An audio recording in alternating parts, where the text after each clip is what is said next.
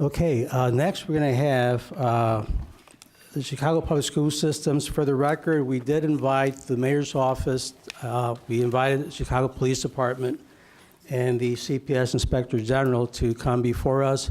We heard from the city that they felt that CPS can speak for both the mayor's office and for the Chicago Police Department. We wanted to acknowledge Nicholas Schuler, the CPS Inspector General, who's here for appearance only. Thank you for joining us.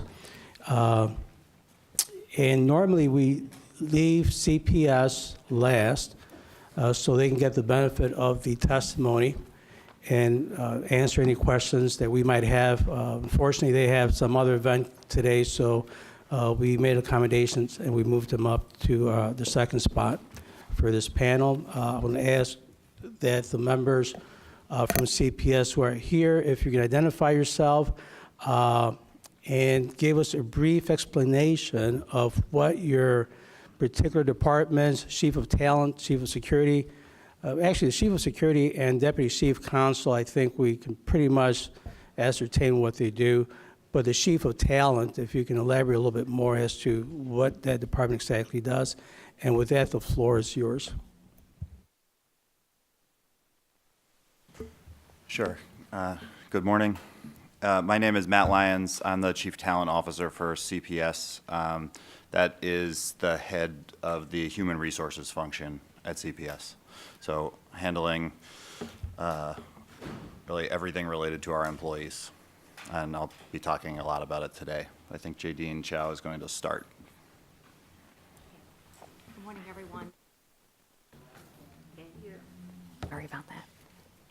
Good morning. All right. Good morning, everyone. My name is Jadine Chow, and I am the Chief of Safety and Security for Chicago Public Schools.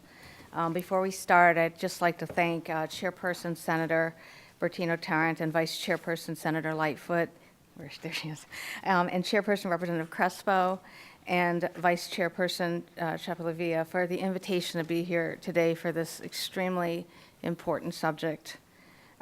Representing CPS, Matt Lyons, who is the Chief Talent Officer, just introduced himself.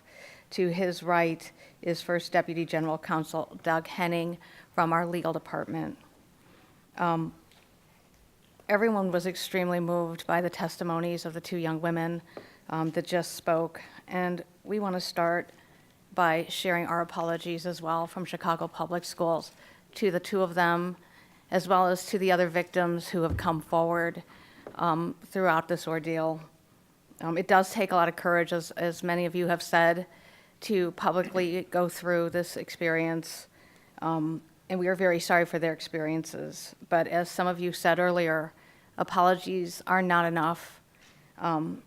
Their courage and the courage of others who have come forward is spurring definitive action. And so in addition to a lot I know that are on your minds, CPS has taken many steps, which is what we want to go through today, and obviously answer any questions that you all might have so that no other child should have to go through that experience ever again. So as part of our efforts to strengthen our approach to ensuring that children are safe, one of the first things I wanted to go over was earlier this week, we announced a new partnership with the Chicago Children's Advocacy Center. This will help us go through the best practices. This will help us review how we are going to support our students to not just respond to sexual abuse, but also to prevent sexual abuse. This new partnership will help create a training curriculum that will help our employees identify signs of abuse, connecting students with therapeutic resources and supports, leveraging additional partnerships that we might have available to us to, again, support all of our students. Nothing is more important as Chief of Safety and Security, and I've sat here before some of you in the past for other topics. Nothing is more important to all of us than keeping our children safe. Nothing else matters if we can't keep our children safe.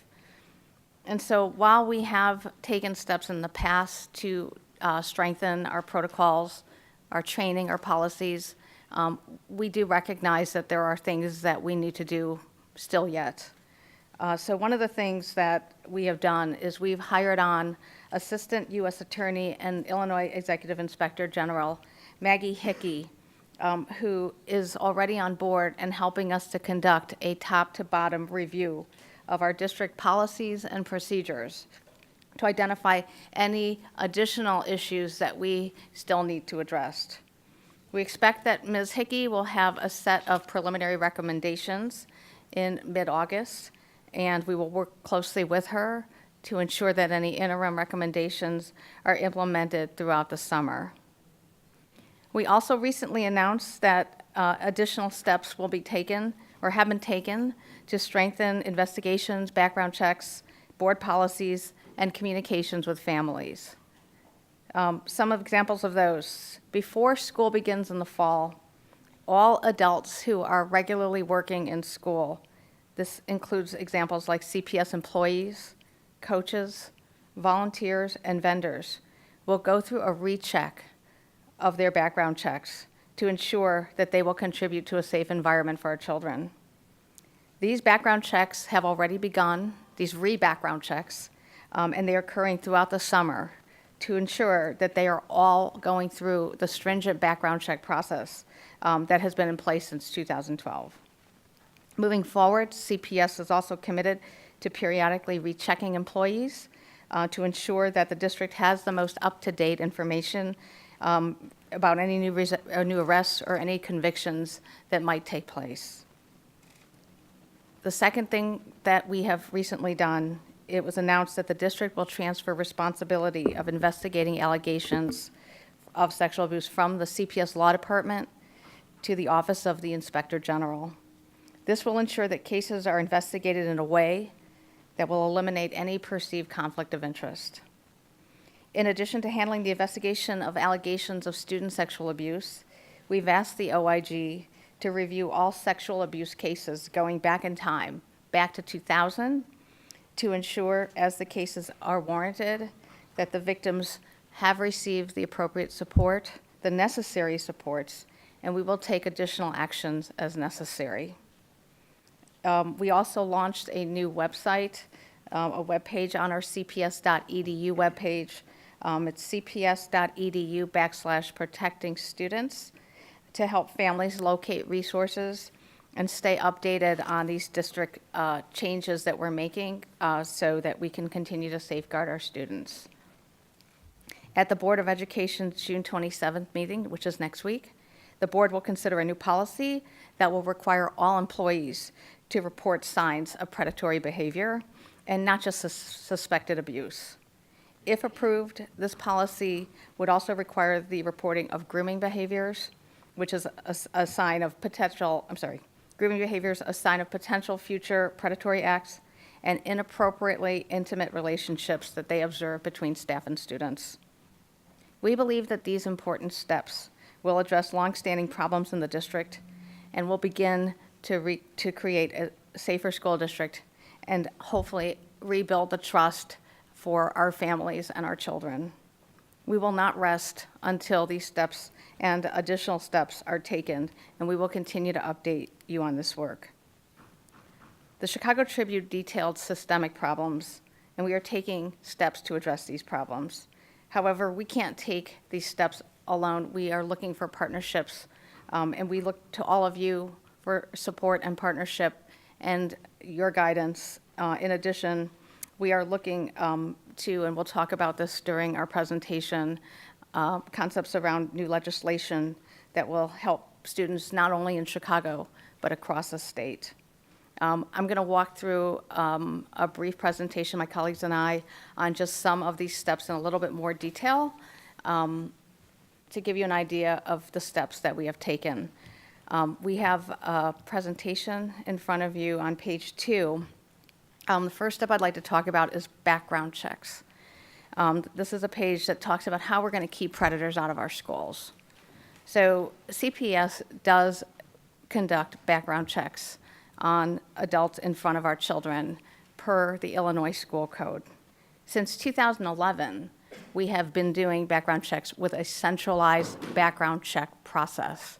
What that means is there is actually a committee that is centralized, where all of these background checks are reviewed through a centralized committee to ensure consistency. Since that time, we have implemented additional safeguards around criminal history checks and additional checks, which I'll run through real quickly. We began requiring coaches and volunteers to pass fingerprint-based background checks, criminal checks. In addition, we've added DCFS checks to our process for all prospective employees, and we are also running all of our current employees through that same DCFS check. This will help us to identify if any of these adults have had any findings of child abuse or neglect since they were last checked. We are also adding, or we have also added charter schools to our rigorous background check process. The Illinois School Code requires that the charter schools do their own background checks because we believe that our background check is one of the most stringent and most rigorous background check processes. We've signed on with all of our charter networks in Chicago to go through our rigorous background check. And then lastly, we are asking all vendors whose employees have daily regular contact with our students to, again, go through the CPS background check and DCFS background check process. Other things that we're doing is, as I mentioned a minute ago, is we're asking all of our employees, which are coaches, employees, coaches, volunteers, and vendors, to run through a recheck of their background check. We are working through this summer and expect and will have this completed before we return to school in the fall. We are committed to conducting periodic rechecks of all of our current employee backgrounds. So once we do this true up, we will set a schedule that will periodically run employees through. We will implement a centralized eligibility screening and training process for coaches. Coaches are unique in the sense that they can come through a couple different ways. Some of them are full-time employees who coach, some of them are volunteers, and so we're going to ensure that however they come through, that they will all go through the centralized intake as well as training. And then lastly, we are going to standardize the reference check for how, when we do hire new hires in our district, we're working to collect their references from their previous employers. On the next page, we're going to talk about supports. We heard a moment ago from the two young women who said that they had not received any supports for their ordeal. And as Chief of Safety and Security, and I'm sure for everyone in this room, that was extremely troubling, and that is not the way it's supposed to happen. And so one of the important things that I want to spend a moment on is how we're supposed to provide supports and how we intend to provide supports going forward. So a minute ago, we talked about the new partnership with the Chicago Children's Advocacy Center. There's going to be a multidisciplinary team created. This collaboration will help us review best practices that they identify that are effective for children going through these situations. In addition, a part of the policy that's going to be implemented is when there is an allegation, the law department will notify the Chief Education Office and Talent to ensure accountability around making sure that all supports are in place, which includes safety plans, counselings, and any other additional resources that will help support the child as they go through this ordeal. We'll ensure that there is a standard framework for comprehensively and safely conducting investigations to ensure that all these investigations are student-focused. We heard repeatedly about the experiences that these young women went through during their investigation and how they were re-traumatized over and over by different adults. That is not okay. That is not the way it's supposed to happen. And we are going to work at CPS to ensure that the appropriate investigation steps are taken so that does not happen again. Lastly, we are going to implement a large-scale public awareness campaign in addition to ensuring that all of our staff is trained They're mandated reporters per the law, as we've talked about. We're going to make them understand, we're going to go through this again, ensure that they're understanding of their mandated requirements and that there's accountability around that. In addition, we want to help work with our families and our children so that they understand that before this coming school year of their rights and responsibilities and how we are determined, dedicated to giving them the necessary supports and encourage them that it will be safe for them to report suspected abuse. With that, I'm going to turn it over to my colleague Doug Henning from the Law Department, who's going to talk about some of the changes that we're making on the investigations. Thank you. Good morning. My name is Doug Henning. Morgan and Tamara's testimony this morning made it clear that we've had serious problems with our investigations and the way those investigations were conducted. We are committed, as Jadine said, to strengthening our investigations into reports of sexual assault and misconduct allegations. This is an area of particular focus for Maggie Hickey. As part of her top-to-bottom review, she will look at how we investigate these types of allegations going forward. A step we've already taken, which will avoid the situation that Morgan described this morning, is we now have a policy where if there is an allegation of sexual abuse against an adult, a staff member, volunteer, vendor, against one of our students, we immediately remove that person from the classroom and restrict them from having any access with students. Another step that we are taking, which I believe Jadine also mentioned, is that going forward, we are transferring the responsibility for investigating these types of claims to the Office of the Inspector General. Our board is going to consider a resolution next Wednesday, which will officially empower the Inspector General's office to take over responsibility for sexual abuse allegations involving adults on our students. Finally, we've asked the Inspector General's office to review cases dating back to the year 2000. This will be an in-depth review of the way those cases were handled, the way those investigations were conducted, and the way that we administered discipline based on the findings in those allegations. And so those are the two main areas that we're focused on at this moment to correct the past mistakes in our investigations. Lastly, on page 5 in front of you.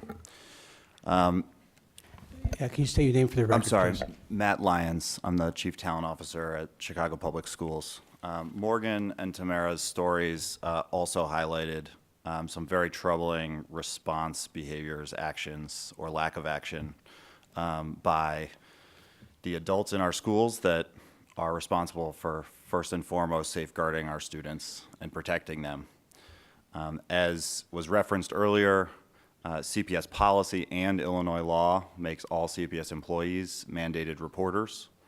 And those protocols, those processes clearly were not followed in several of the stories that were highlighted both earlier this morning and in the Tribune's broader investigation. Again, we have asked the Inspector General to look back at cases and how they were handled back to the year 2000 and potentially beyond if he deems it necessary, so that we can get a full accounting of how these policies were or were not implemented across a broader range of historical cases. Next week, the Chicago Board of Education is considering a policy expansion on the mandated reporter policy. And that will, again, clarify all of our employees' responsibility and legal obligation to immediately call DCFS when they suspect child abuse or neglect. But it will also define grooming behaviors, which DCFS already categorizes as sexual abuse. And so make sure that any grooming, which are precursors to predatory behavior, are that every employee, we have 45,000 employees, that every single one of them knows that if they see or are made aware of information that leads them to believe that an adult in the school is essentially preparing to prey on a student that they know that they have the same obligation as they have when they suspect child abuse, that is abuse already. Additionally, we are requiring all employees, if the policy is adopted, to report inappropriately intimate behaviors immediately to their principal or to their principal's supervisor, which at CPS is a network chief. We already have under policy and will continue to guidance that there is no excuse for anything that can be perceived as getting in the way of a mandated reporter, either bringing this information directly to DCFS or under the new policy, bringing the information to the principal or to the central office law department or inspector general. But we know it's beyond policy. We need people to follow it, and we have to be sure that every one of our 45,000 employees handles any allegation or evidence of misconduct, grooming, abuse appropriately in every case. And before the start of school, every employee will be undergoing retraining on their mandated reporting obligations under law, but also under this expanded policy, on recognizing the signs of grooming and signs of abuse, and on appropriate staff and student boundaries. More comprehensive training will follow that, as well as annual refresher training to make sure that this is never that there's never a question about how to respond when an allegation is made.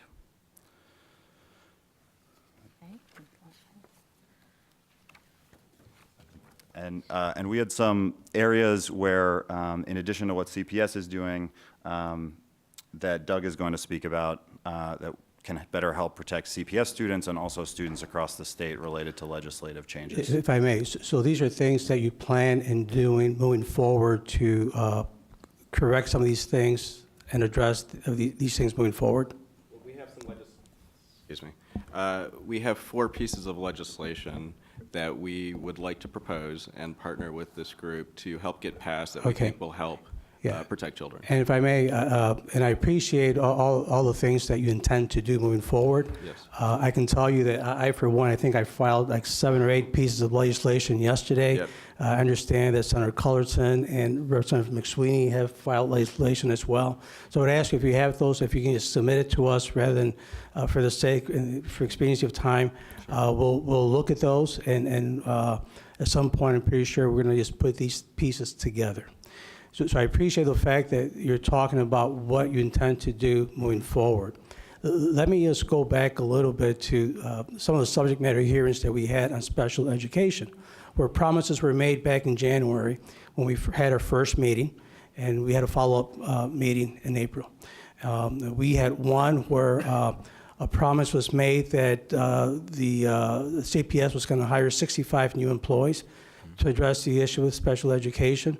And the implication was, or it was implied to the city of Chicago and to us, that this was going to happen that semester. In April, we had one of your representatives come before the committee, and when I personally asked her, and I broke it down to 4 different groups, I think CPS was close to halfway there, and the semester was gone. It's over. So it was a promise that 65, which, by the way, it was not adequate, but it was a promise, and that was not met. We also had Dr. Jackson, and I personally asked her 3 times, when they were having these meetings with the consultants to determine what the new policy for special education were going to be, if they had agendas or minutes. I asked the question 3 times, and 3 times she said no, that there was no agendas and there were no minutes to the meeting. On my way home that night, I did get a call from CPS saying, oh, she misspoke. We do have an agenda, and we do have minutes for the meeting. So again, I appreciate all the things you're going to do. Time will tell. But I think this committee is more interested in finding out why do these things happen, right? And I think that that's where we want to go here. One of the questions that I have is Dr. Jackson did mention on several occasions that there's nothing more important to her than this situation. And we invited her to come before the committee, and she's not here. We typically like CPS to stay here to the end so they can address some of the other things that are brought up by the witnesses. Apparently, there's something more important. So please understand that as we try to reconcile the statements or promises that are made with the actions, we have a difficult time doing that. In saying that, let me quickly ask a couple of questions here in terms of, I believe that the Office of Talent is called, or the Human Resources, right? It's just, We can certainly say human resources. It is technically called the Talent Office. it's Yes. Talent Office. Yes. Okay. And I believe that a statement was made to the reporters and was made today that you have a very robust process to conduct background checks, correct? I'll speak to the background checks, yes, sir. And you say you have a very robust, good process? Yes, sir. Okay, because one of the reports that we read had to do with Simeon, and I believe that there were, according to the report, and this was the background check on Mr. Gaddy, I guess, at Simeon, that only 46 people on the list of 80 recent school volunteers had undergone complete background checks, according to Simeon records that were later made public in court. If you have a very robust background check system, how could that happen? Only 46 of the 80 recent school volunteers only had a complete background check. Yeah, so I think you're And by the way, highlighting. and to go further on, that the list of 80 was incomplete. That apparently that was not the entire universe, that there were others that somehow that not even make that list. I think you highlight one of the things that we are very concerned about from the Tribune's reporting, and that has to do with how our employees are following policies that are set and how we're responding in incidents. And it's one of the reasons that we've asked the OIG to look backwards as well as take on cases moving forwards. And in addition to that, we have our own internal audit department looking in further to the situation that you're referencing at Simeon. We are very concerned that there should not be adults near students that are outside of the guidelines, and in that case, this person, Mr. Gaddy, should have gone through a background check process before being in the school, and that rigorous background check process is obviously only as good as us getting people through it, and that is why this summer, I know you said all these things we're going to do, but we have begun already rechecking all 45,000 employees plus vendors, volunteers, and coaches ahead of next school year to make sure that at the moment that students set a foot in school next school year, that there are not adults who have not gone through the process.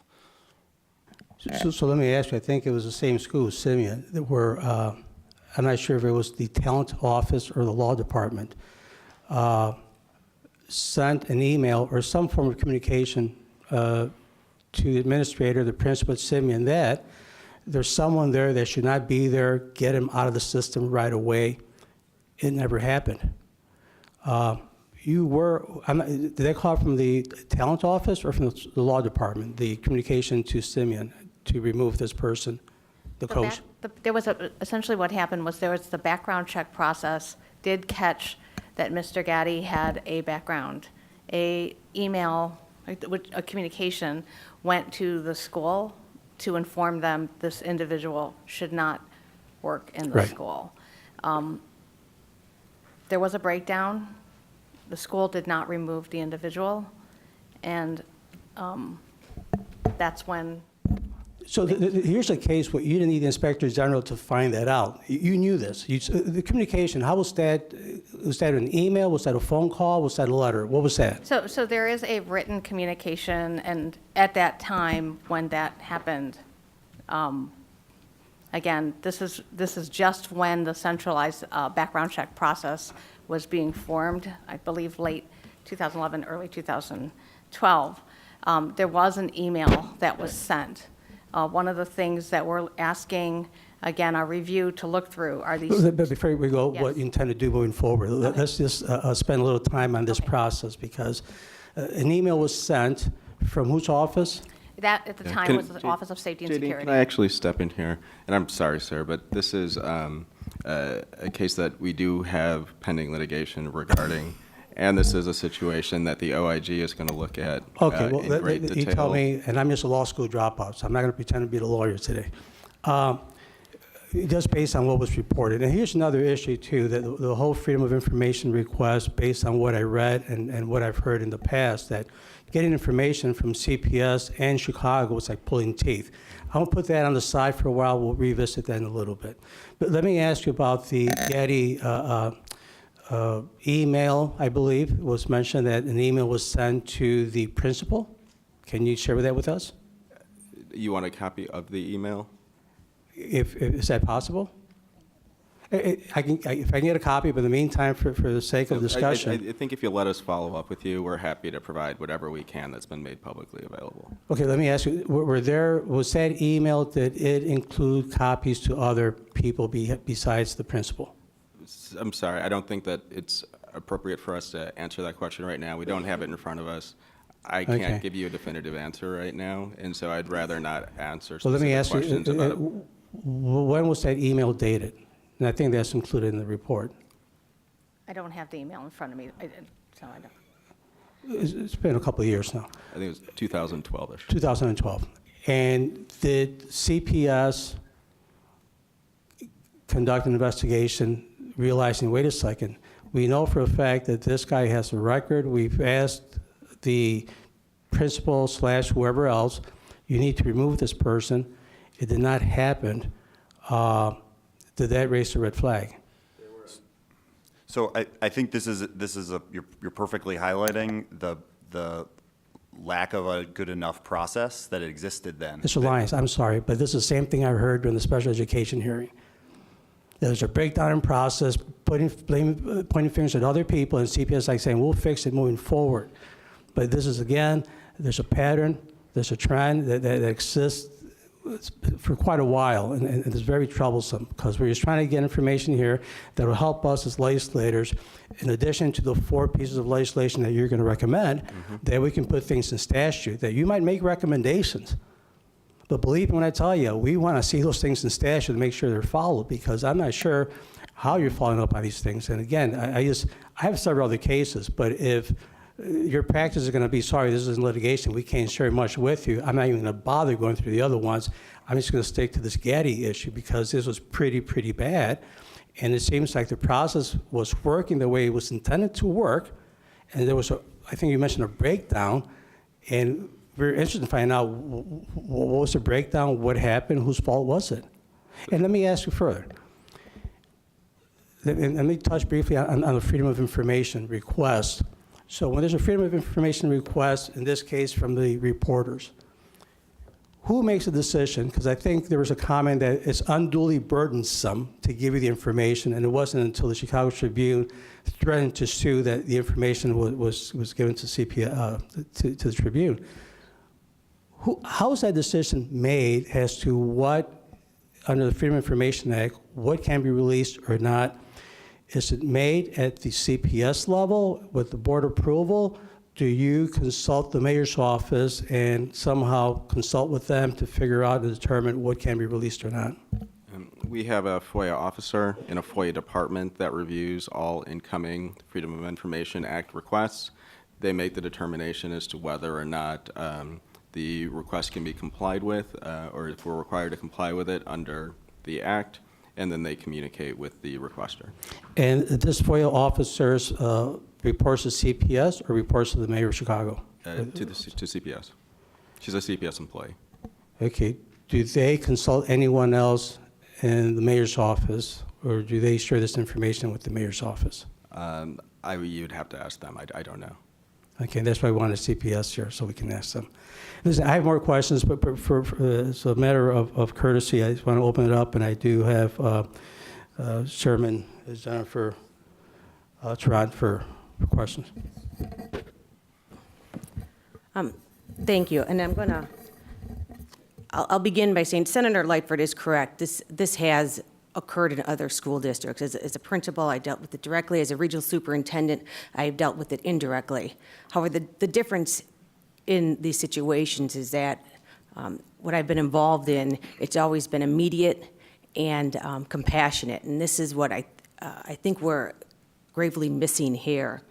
You've talked about things you're going to do in the future, but you have to understand that there are things that are already in place and in state law. So I don't know if creating more laws and just reporting to ISB is going to be a solution. We have trainings for abuse, ethics, sexual violence. Background checks are already in law.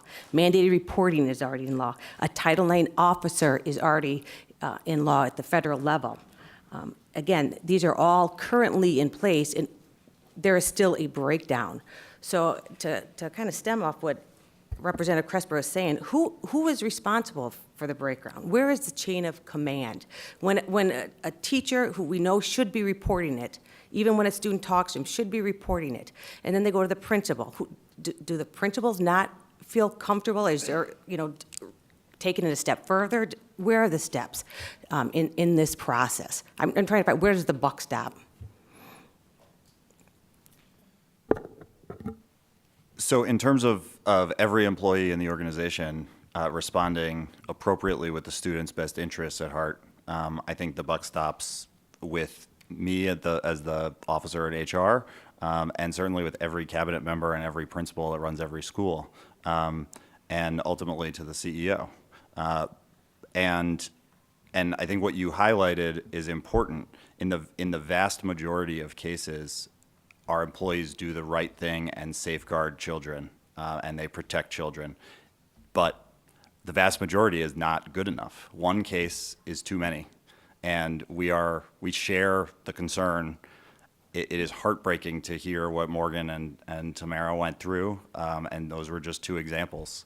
And no student should go through that or be re-traumatized. And making sure that 45,000 employees do the right thing at every single instance is our main focus. So where the breakdowns are certainly are case specific, and I recognize you trying to get into some of those, but at a broad strokes, there are too many places for individuals' judgments where judgment does not belong because they're in law or they are in policy or they're in both. And as soon as an allegation is made or information about a student being in harm's way as soon as an adult in a school is made aware of those things, they should not be thinking about anything other than the student's interest and following what they need to follow, which is call DCFS and then focus on getting students the support that they need. And we have too many places right now where it is open to judgment and interpretation, and our goal is to remove those so that when A happens, we do B, C, D, and E, and make sure that students are taken care of. Any abuser or potentially dangerous adult is removed immediately, and we investigate it fully using best practices and partnerships with other organizations that are independent, like the Inspector General and the Chicago Children's Advocacy Center. So let me ask you then, so when an incident happens, do you report it to the CEO every time? I don't believe so, no. Do you report it to your board president? So that is not currently done and will be part, I believe it's part of the board president's request and proposal to the Inspector General that those cases would be communicated transparently, not just to the board, but to the public, and not obviously with the information we can't divulge. But right now, every instance is communicated to myself and to the chief education officer and to the head of safety and security and our law department, and soon to be the Inspector General. Do you report it to the mayor's office? We do not report it to the mayor's office. So this is an observation that I have seen, and again, I share that I'm an educator just because the fact that there's a practicality in this as well. And I have to tell you, of the 6 years that I've sat on the education committee, Chicago Public Schools has a reputation for having a lack of transparency. I can sit on that committee and it'll be a 180.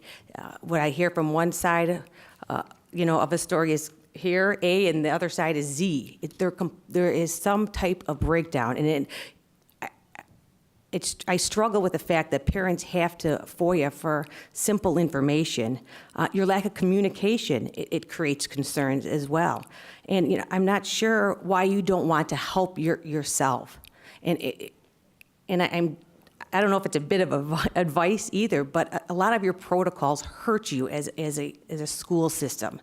And I don't like the fact that parents have to go to their legislators to get answers. And I know we have a lot of people here who bring forth legislation, and they've had to hear me say, why do we have to do this? And again, I can't grasp why you don't want to help yourself, because I think you would do your community a greater service if they knew their school buildings, as it should be, was open to them and more welcoming. And that's a bigger picture, bigger picture concept here. Again, we had a breakdown. I know it's easy to point fingers. I don't pretend to always understand the dynamics. You are very large, but we can't use it as an excuse. Thank you. Thank you. We have members want to ask questions. Real quickly, so we know that the Tribune started asking for May requests under the Freedom of Information Act around 4 or 5 months ago. So at that point, I would imagine that when I say you, I'm talking about CPS and whoever CPS is, from the mayor all the way down to Janice Jackson and you guys. So did you start looking at improvements or ways to address this issue 4 or 5 months ago when the Chicago Tribune brought to your attention, hey, there's a problem here? So several of the things that Jadine mentioned were not future looking, they've already been put in place, and several of them were put in place even before we began getting questions from the Tribune. The policy next week was planned previously. Certainly things have changed, have been changed. Let me ask you this. Was the mayor aware that the Chicago Tribune was requesting information 4 or 5 months ago? The only thing I can speak to affirmatively myself is that in mid to late May, we briefed the mayor on the questions that the Tribune was asking, the plan of action that CPS was planning. I'm sorry, sometime in May you briefed the mayor? Mid to late May, and he... Of this year, obviously. Yes, and he directed the CEO and all of the staff at CPS to spare no resource in making sure that we were doing everything we can to protect students. Yeah, and in response to, reference my initial question as to whether when a request is made under the Freedom of Information Act, whether that's shared with the office of the mayor, I guess the answer was we would have to ask them. So I'm not sure. That's the reason why we invited the mayor's office here today to ask these questions. One more question, because I have several members who want to ask questions here. We did ask the Chicago Police Department to come before us as well. And just like the mayor's office, they said that CPS should be able to answer any questions. So there's what we call the Cook County Children's Advocacy Center protocol, which its purpose is basically to provide guidelines that will support coordination, collaboration, and cooperation among all Cook County agencies involved in child and adolescent sexual abuse cases, other referred child and adolescent maltreatment cases, and third, referred cases of child and adolescent witnesses to violent crimes. And there were several agencies that signed that document. And among them, we have Cook County State's Attorney's Office, the Illinois Department of Children and Family Services, and the Chicago Police Department. So CPD is aware, hey, there's a protocol in place right now that, by God, if you just followed that, we wouldn't be here today. Is there a reason why CPS or the mayor's office did not sign that document? I would have to go back and look at the reason behind that. I can tell you from a protocol standpoint, it is in our practice whenever there is a suspicion of criminal activity, the schools are directed to notify CPD. So again, we understand based on the testimonies we heard earlier, that did not happen. We do expect that schools will when there's a case of an allegation of abuse, as it was today, that the schools would notify. One of the things we want to do going forward is ensure, number one, that the awareness and training is there, but then also there's the accountability if it does not happen. And that's where the backwards review will be very important by our Office of OIG to see where that may have had, and again, a breakdown. Okay, and the question I had for CPD is, if they did sign this document, whether they share that with the mayor or not. But listen, I have other members. Thank you for allowing me to ask more questions. I have Representative Reich, followed by Senator Resson.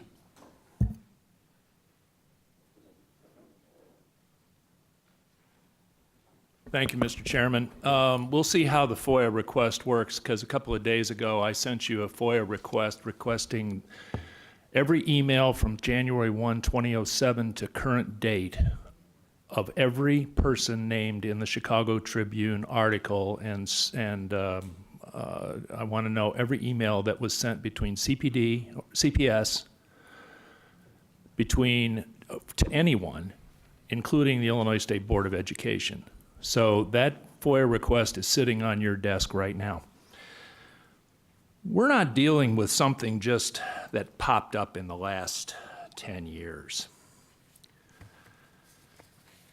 School janitor charged with molesting boy, age 9.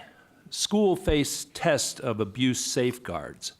City teacher charged in sex child case. City teacher admits abuse of kids, police. Abuse charges filed against fourth teacher. Teacher charged with molesting boy. Police arrest principal on sexual abuse charges. School worker held on abuse charges. Substitute teacher guilty of fondling second graders. Teacher charged in teen sex assault. Principal begins 15-year sentence for sexual molestation. Abuse case hangs over school. You have no reason to know why these happened or when these happened, because they happened between 1984 and 1990. These all came from the Chicago Tribune. These are all separate incidences. I'm going to read something to you. Although this could have come out of yesterday's headline. Although student accusations and rumors about sexual assaults by teachers sometimes persist in schools for years, some teachers say that they hesitate to act because they lack proof, resist believing the worst of colleagues, or don't want to get involved. For the same reasons, plus the protections that make firing a long and difficult process, school administrators often feel unable to do more than dump suspect teachers on other schools, according to some principals. The combination of human and institutional factors shields the innocent and guilty alike and permits molesters to go on victimizing children. A spate of sex-related charges in the last 2 weeks, which I have just given you the headlines of, against 6 Chicago public school employees, including 5 teachers, has raised questions about how much might have been known or suspected by students or fellow employees before arrests were made. This is from the Chicago Tribune, page 1 article, March 3rd, 1986. This isn't new. This stuff has been going on for 32 years. I cannot, you're sitting here telling us all these wonderful things that you're going to do. You're going to do background checks. You're going to do this. You're going to do that. But what happens is those policies are in place right now. In 1987, Chicago Public School System requested fingerprints for the first time. Fingerprints of CPS employees. It wasn't until the mid-1990s, according to your own information that was given to the Tribune subject to a FOIA request, which I received, that those fingerprints actually were used in terms of background checks. 10 years. I cannot believe that Janice Jackson is not sitting right there right now taking responsibility for her part in this, because she's been in CPS for a long time. And I cannot believe that the people who have been in CPS all these years haven't known that this is going on. You got teachers who are being fired put do not hire in their records, and then they go on and teach someplace else because you won't tell the other schools that these guys have been molesting children. You've been dumping teachers, you've been shifting teachers, you've been dumping and shifting employees all over the place to get them out of one school and put them into another. This is the same thing that happened in the Catholic Church back in the 90s, and I'll tell you what, Michigan State University just paid out $500 million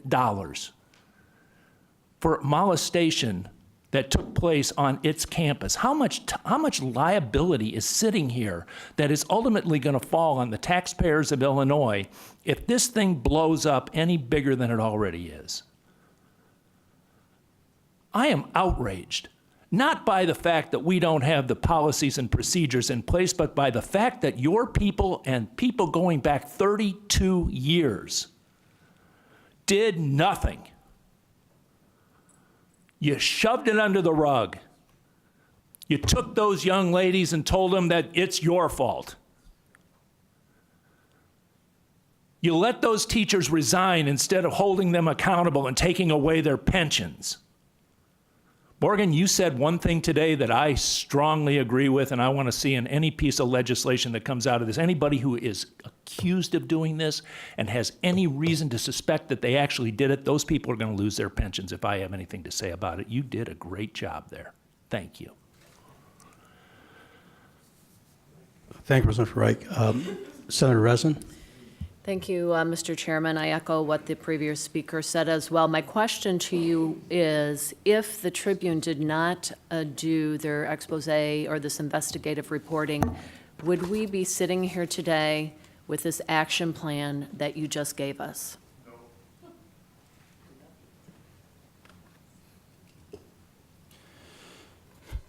I think the only honest answer is that probably not. The Tribune absolutely helped us connect a lot of dots, and you know, this, as has been said by many of you and many others, we know a lot of these problems exist not just in Chicago public schools, but in schools across the state and, frankly, across the country and beyond just schools. But the Tribune investigation certainly put on full display the problems that we've had at CPS. And while we've made improvements before this, and some were planned that are already in place now before the Tribune happened, you know, one case is too many, and we have to be sure that every student in our system feels comfortable coming forward, and that when they do, they're believed and their needs come first, and then that all of the actions after that take place to remove those people, not just from CPS classrooms, but that there are systems in place that, frankly, in a lot of cases go beyond us as well, which is why we have legislation that we would like to see enacted to make sure that they don't end up in classrooms anywhere in the state of Illinois, or frankly, for that matter, anywhere beyond that. So I think the answer to your question, quite honestly, is probably not. Well, and I appreciate that you're honest about that. You do continue to mention one case is too many. I mean, the previous speaker shows a pattern, a history here for many, many, many years where we feel nothing has changed. So I don't believe that this is an oversight. I think this stops very short of being a cover-up over all of these years. It's disturbing to me that when victims come forward that with their allegation that in the past and most recently, CPS's course of action is simply to discredit these witnesses and try to destroy their reputations by asking, what were you wearing? What did you say? I mean, this is 2018, and we still have victims coming forward, courageous victims coming forward, being asked if they're the reason that this happened. I do want to talk more about the advocates, because I'm very concerned that you have victims sitting in a room being interrogated where their parent isn't even allowed to be with them. These are minors, 14-year-olds sitting in a room where they don't have an advocate. We in Springfield just passed legislation that put into place a concussion protocol that says if you have a concussion, you have an advocate now when you're in school, and that teacher or counselor will be with you from this point forward, helping you to deal with this process. But yet, here we are, we have these victims coming forward, and they don't have advocates. They don't have advocates. I'd also like to talk about the background checks. I guess people refer to the background checks as inadequate or something, inappropriate. What does that mean? I mean, a background check is a background check of somebody asking to be hired by CPS, you're a business, so by CPS. Where was the failure in the background checks? I'll take that one. So, as you all know, the state law, the Illinois School Code, does require fingerprint background checks. There are certain offenses that will disqualify a person from being employed at a school in the state of Illinois. What we mean when we say that the CPS background check is rigorous is when a candidate, volunteer, vendor, employee, when they come through before they can work in our schools, they must be fingerprinted. That goes above and beyond because we're not just looking at enumerated offenses that show up on that list. We are looking at offenses that go well beyond just the most violent of crimes. So that's the first step. The second step is when, again, if a lot of people have been through background checks, there's not like a red light, green light. So when you get a person's results through the Illinois State Police, through the FBI, they don't say, this person passes. The only time that happens if the person has absolutely no arrests on their records, and they're clear because they don't have any offenses. If a person does have offenses on their records, sometimes there are circumstances beyond that.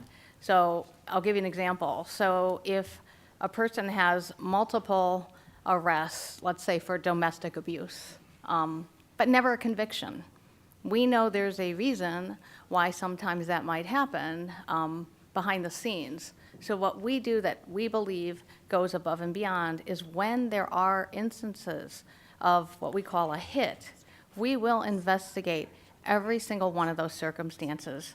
That is going back into court records, that is going into arrest records, that is working with the candidate to understand the circumstances, and then that comes to a centralized committee that is consistently and rigorously looking at those results. I think where people have stated that there have been systemic issues, it's the background check process from the point of fingerprinting to adjudication. That's rigorous. What we have to do better on, which was relayed earlier based on some of these cases that we're talking about, is ensuring there's end-to-end accountability. So when an email is sent to a school to say, do not put this person in the school, we have to have checks and balances in place to ensure that person's not in the school. So with employees, it's typically a little bit easier to do that because the person has to get paid and so forth, so that person's disqualified. What we're working on is when it's not as clear-cut, so like a volunteer, that person's not getting paid, we're working on a process to make sure that if a person has not been qualified and deemed eligible, that they will not be in front of our children. So those are some of the improvements that we're making. And I appreciate that. So where was the breakdown for Mr. Getty, if I pronounce that right, from Gaddy. Simeon Getty, who had when he applied, his application in 2011 stated he had 2 felonies. So why was he hired as a coach? So that as was one of those situations that is going to be reviewed by the OIG. He will give us a detailed analysis on where those breakdowns occurred. And so I beg your pardon, but I ask that we defer answering those questions and let the OIG do his job. Well, again, this is one of numerous examples that we feel is more, is a breakdown and as well. I'd like to close on 3 just comments in the interest of time. You talked a little bit about accountability. That's are concerned. You talk about accountability, but there is no discipline should somebody not follow the protocol or the process. And that's why we're sitting here today. That's why we have a breakdown. When the victims tell somebody at their school, obviously, and have been exposed to interrogations with no witnesses, no advocates, those people need to be held accountable as well. And then, the data that's reported in some of the legislation here also needs to be reported not only to ISB, but to law enforcement as well. And in closing, I believe it was Morgan or Tamara, who stated that there was a teacher talking about her case to another teacher. That's unacceptable. Absolutely. Once a victim comes forward and says, we have this problem, that case should automatically become and handled in the most confidential manner in the best interest of the victim. Thank you, Mr. Chairman. If We I could agree. say one thing in response to your comment about the circumstances sort of surrounding the investigation. Something that we've done recently, before the Tribune came out, is rather than focusing simply on the wrongdoer and whether or not that person abused a child, we are looking at the people around that abuser to make sure that anybody that had word of it, had suspicion of it, did the right things, reported it, called DCFS, investigated it properly. And so we've expanded what we're doing around investigations to not just look at an alleged bad actor, but to make sure that other people were not complicit. If I can follow up real quickly on that. So basically, you just want to make sure that the current policy is followed, that if someone sees something, they need to call a hotline to DCFS. Precisely. Right. And according to the Tribune article, there were cases where you should know who these people were that did not call DCFS. Did you do something about that? So I think I'm comfortable saying that we currently are in the process of investigating so that we can discipline some folks that were called out in the Tribune article. But We are in so the let me process of ask you taking this. action. The cases that were reported that ended in some kind of conviction, there are cases, based on my recollection of the articles, where CPS employees failed to call the hotline. These are cases that they're already settled, so you knew about these cases. Did you take care of those employees that did not call DCFS? we're currently going back and reviewing each of those cases. But you knew about those. I mean, at some point, please understand, I'm not trying to be difficult here. I'm just trying to understand, reconcile what I hear. Again, these are cases that they're done. These folks were convicted. There's a record, because they went before the courts, that you know that there were people under CPS that failed to, yes, follow that statute, called the hotline and reported to DCFS. It could be an anonymous call, but you know who they are, even before the Tribune article came out. Yeah, the investigations in those cases where there was a trial and conviction, it's settled as far as the abuse.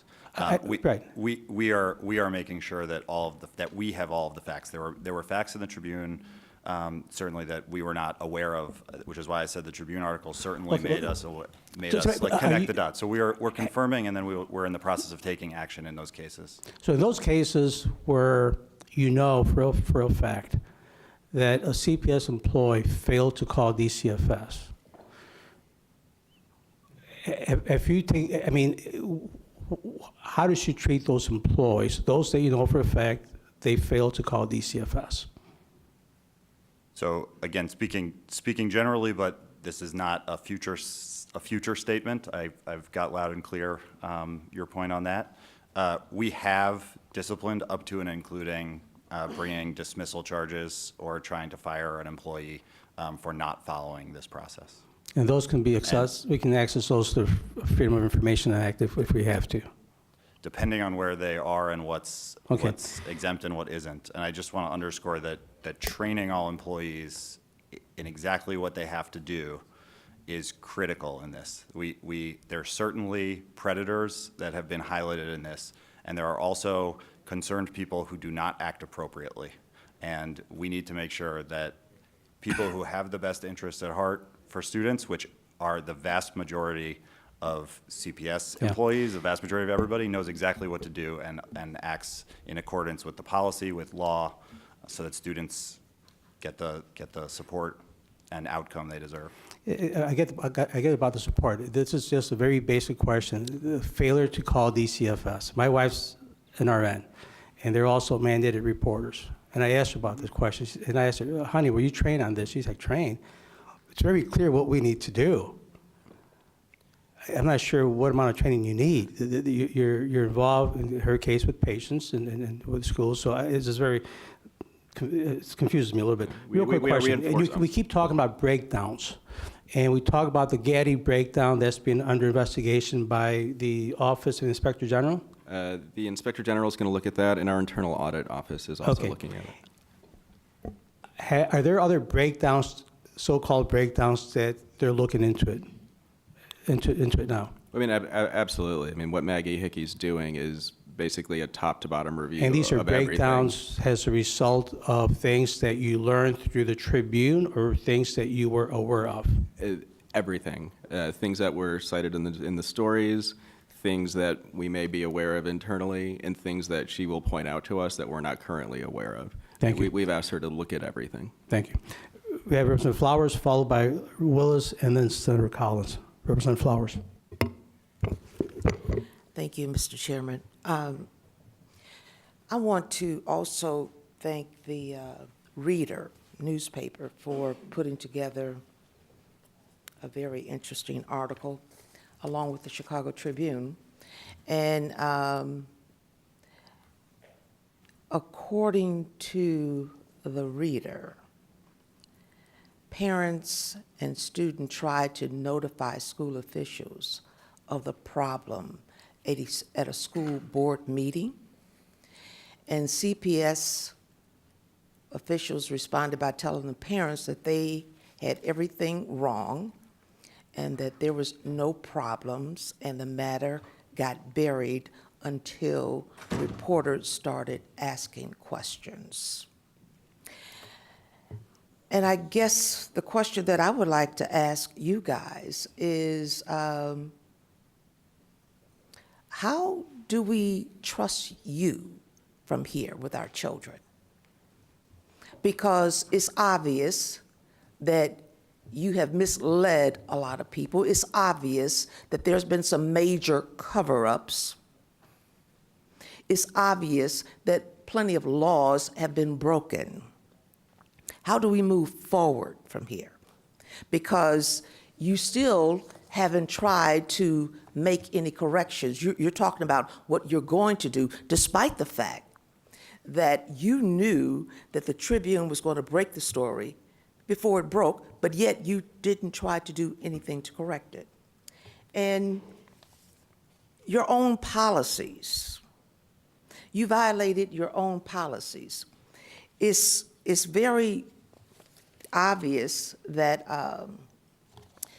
there's a section that talks about when a police should be called, and there is nothing in your policy that was adopted June 28th, 2017, that speaks of if there is any sexual harassment or any violation with the student.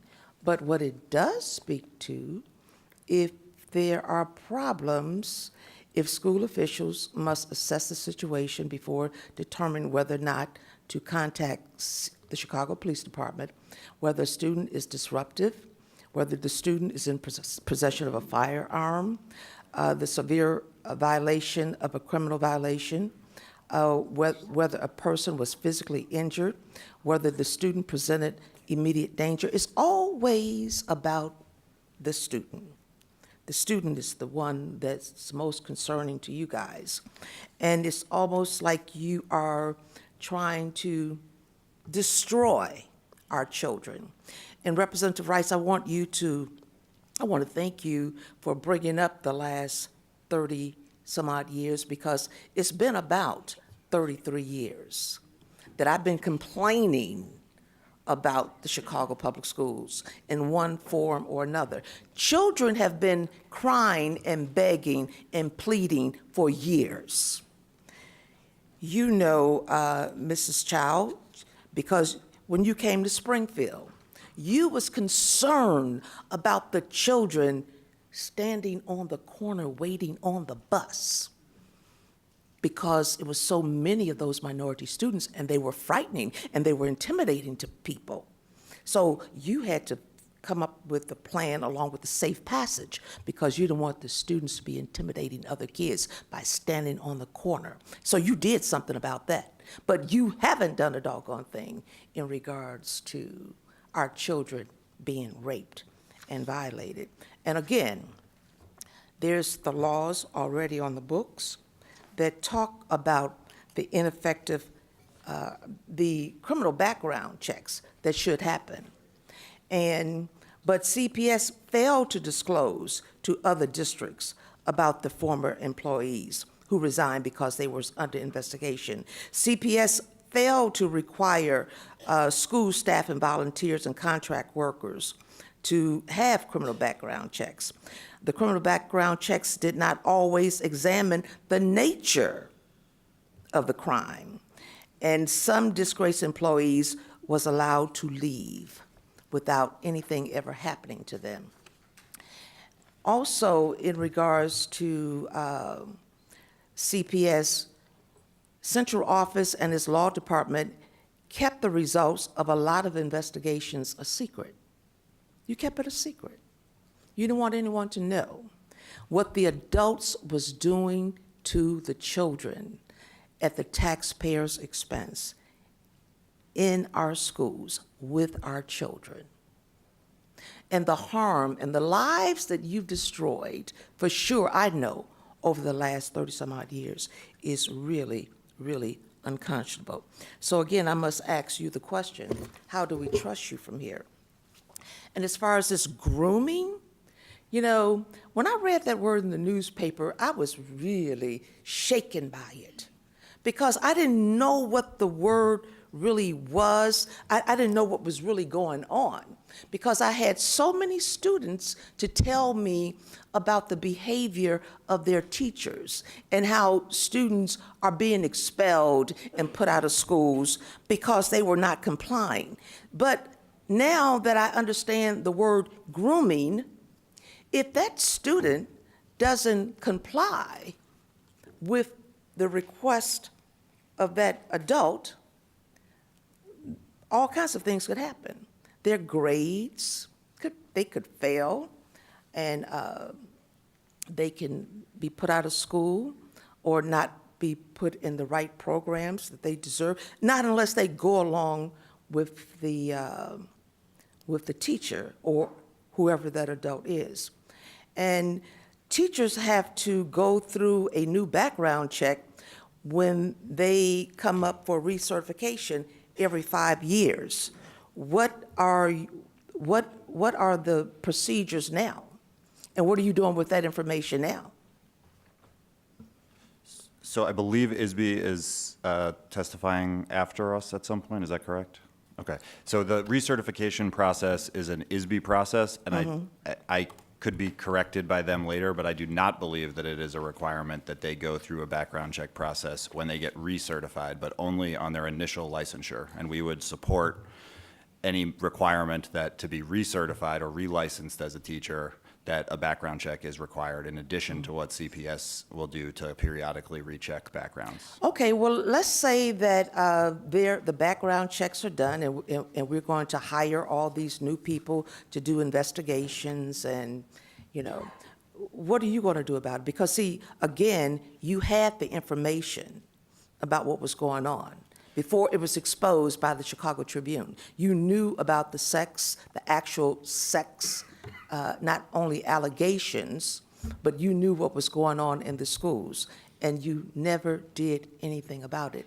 You did not follow up. When I say you, I'm talking about CPS. You failed the students. So tell us if, I can't even imagine what new laws that we could possibly pass that would have made it so that we would have been able to catch what it is that you were doing. Because you knew who was being sexually violated, you knew the students came to you, you disregarded everything that they said, you disrespected the parents, you called them liars, you told them that they didn't know what they were talking about. And so I am trying to figure out what is it that we could possibly do in order to make sure that you follow protocol? Who's going to hold you responsible?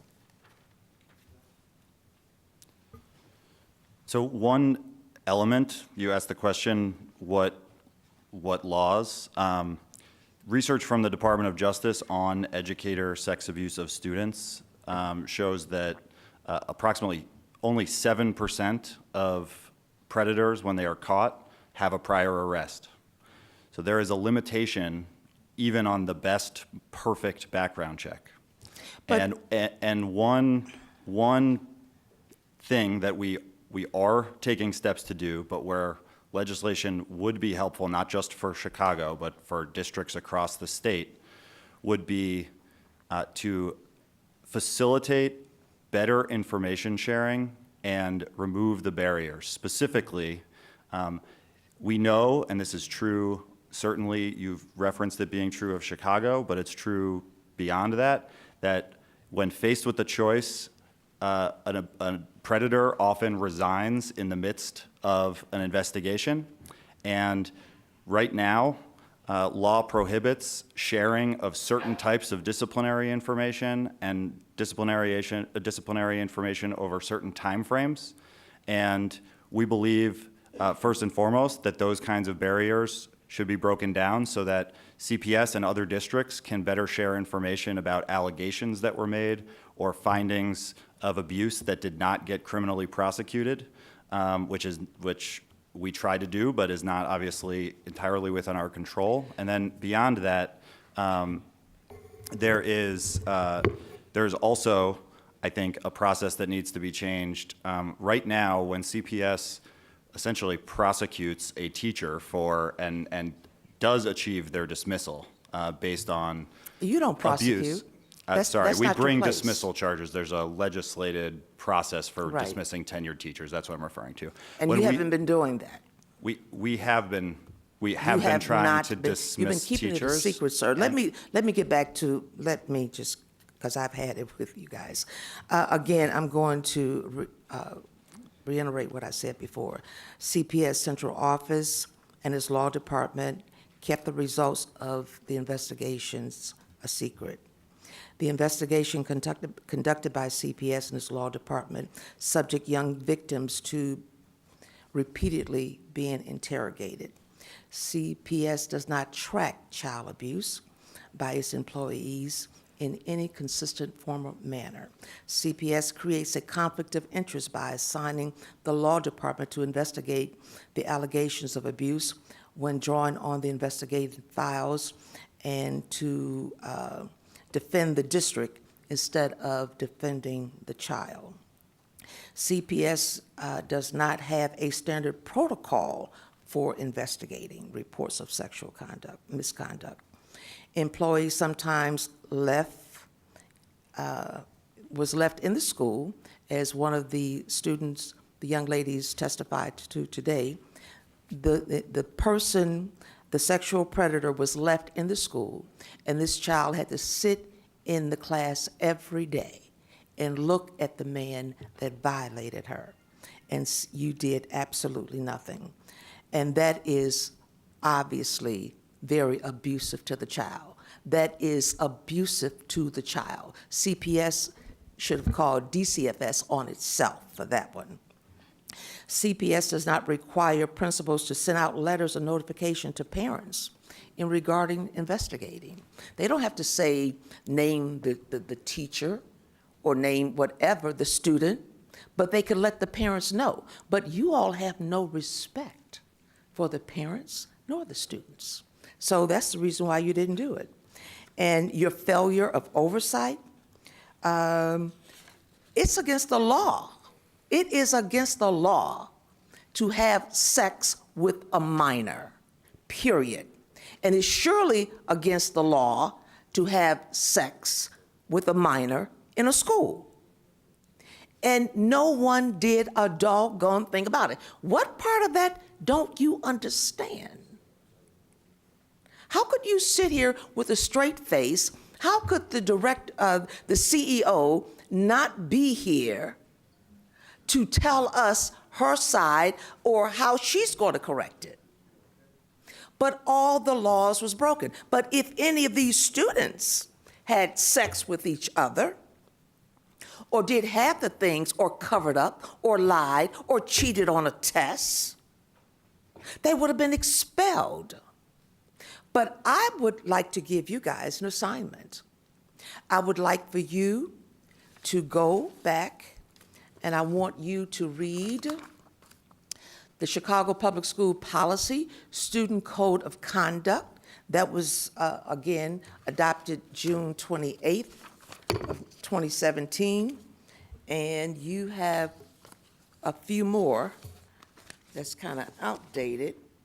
You have the Chicago Public School Policy on Comprehensive Non-Discrimination and Sexual Harassment. You should really take a look at this. Here it is, conduct with a student.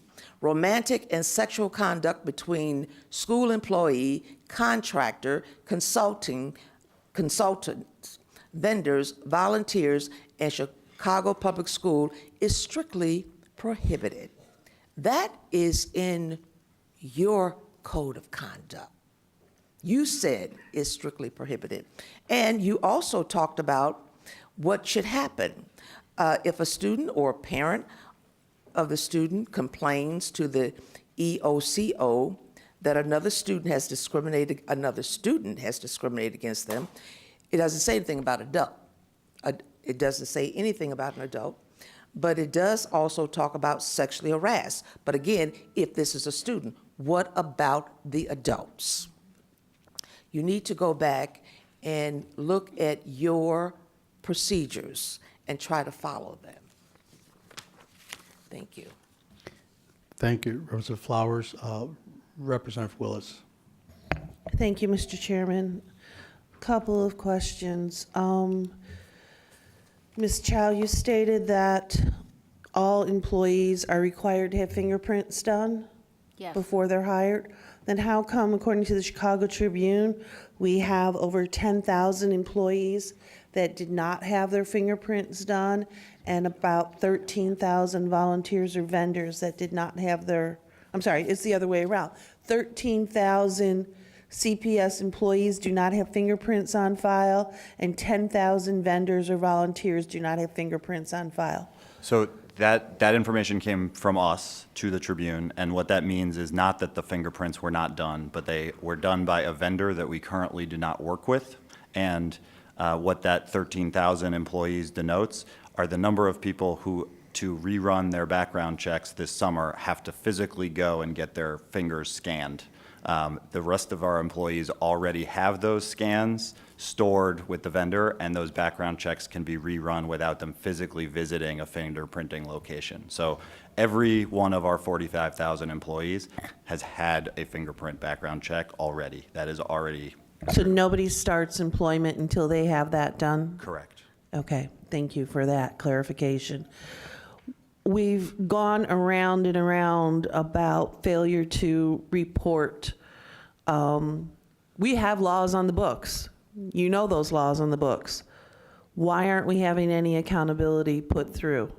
As you've heard from other colleagues, this is something, we've had these laws for decades on what to happen.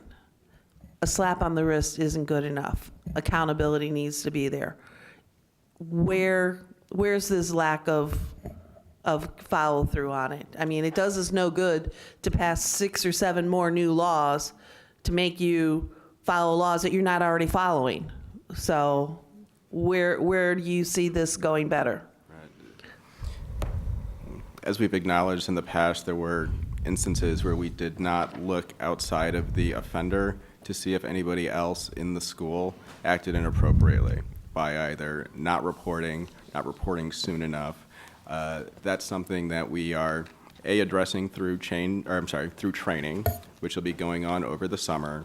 And then B, once an instance has come to our attention, we're no longer focused simply on the offender, but we're looking at the entire community around that offender to see if there's anyone else that could have done something, should have done something, and failed to.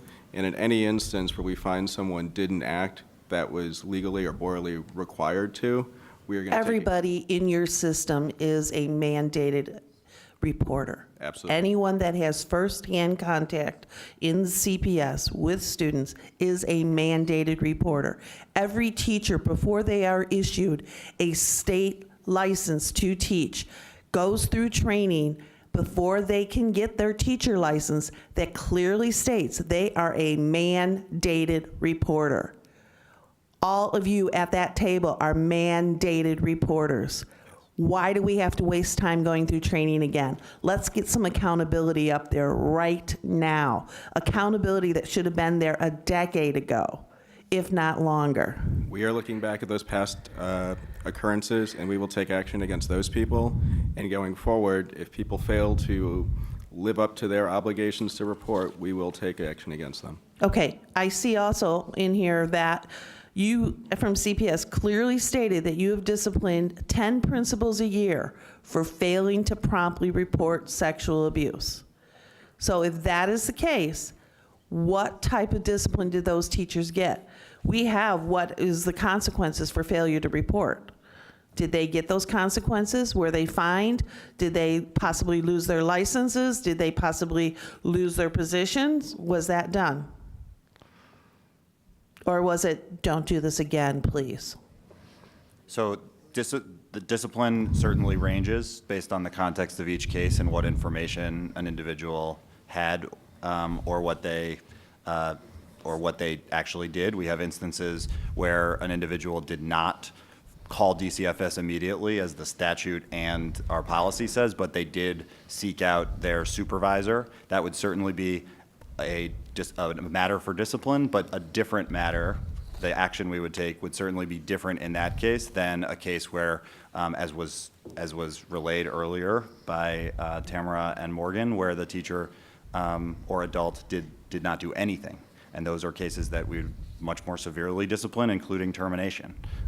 So I can't give you a clearer answer than that, but it ranges based on the circumstances of each case. But these are very serious challenges, and we don't take them lightly. In the vast majority of cases, they are handled appropriately.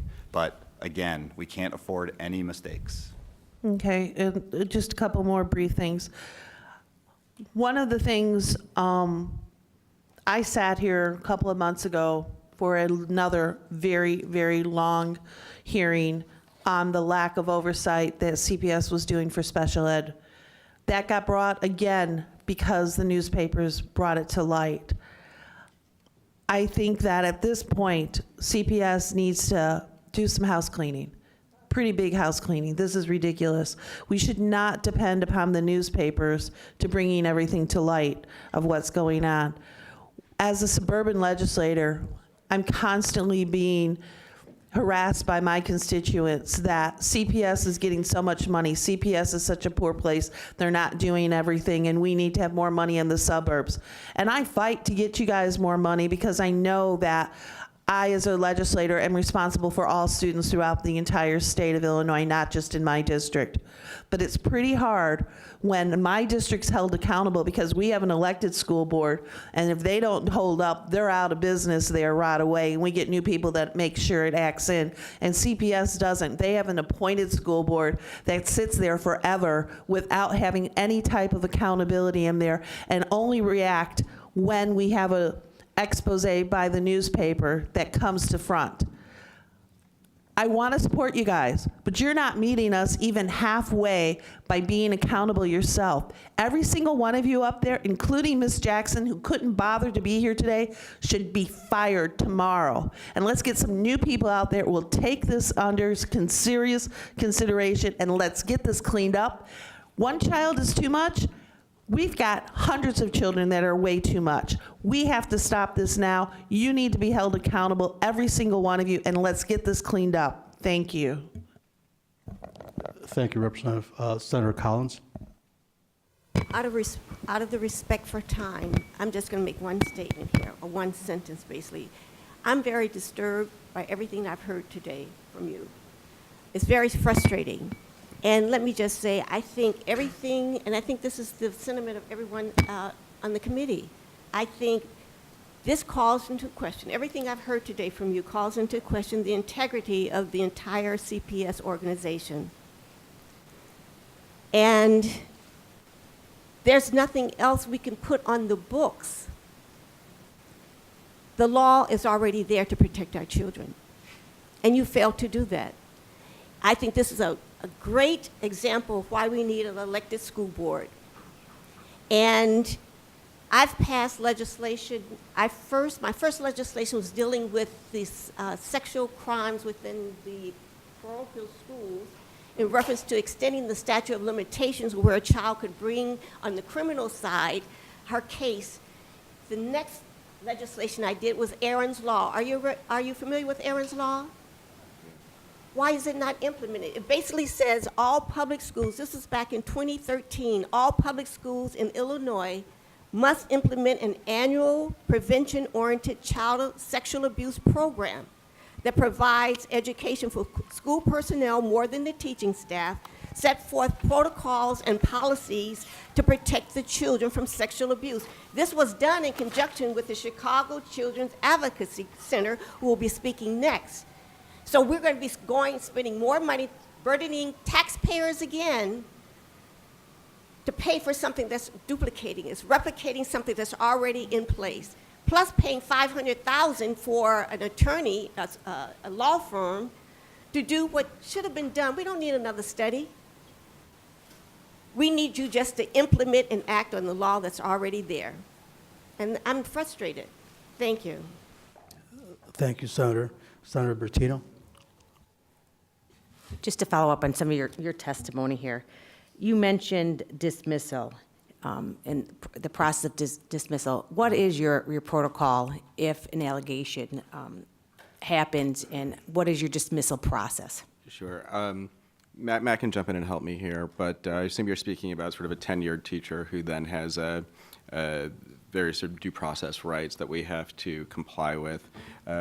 We do an investigation. If we believe there are good grounds to move for dismissal, we have to give that person notice of the charges against them and the opportunity to be heard. Under the current statute, they have a right to be present during the hearing, including testimony from the victim, which I think is something that Morgan described earlier today, and the right to cross-examine them. Then a hearing officer makes a determination as to whether or not we have grounds to terminate. And just to be clear, as soon as an allegation is made, the individual is removed from the school. That has not always been in place, but it is in place today. As soon as a credible allegation in the past, and now as soon as any allegation is made, that person is removed from being around students and suspended with pay until the time that we bring dismissal charges. At the point that we bring dismissal charges, that suspension is converted to a suspension without pay. And then the actual process of the administrative process that Doug described in a hearing is an adversarial hearing. And one of the things that we think is necessary is to afford the hearing officers the same kind of latitude and discretion that judges have in some criminal cases to allow for accommodations to be made of student victims so that they do not have to testify, as Morgan talked about, 6 feet from their abuser in a small conference room and be subjected to cross-examination from their union representation, which has happened in several of the cases highlighted in the Tribune. And more frequently, unfortunately, parents acting absolutely in a justifiable way and students don't want to subject themselves to that.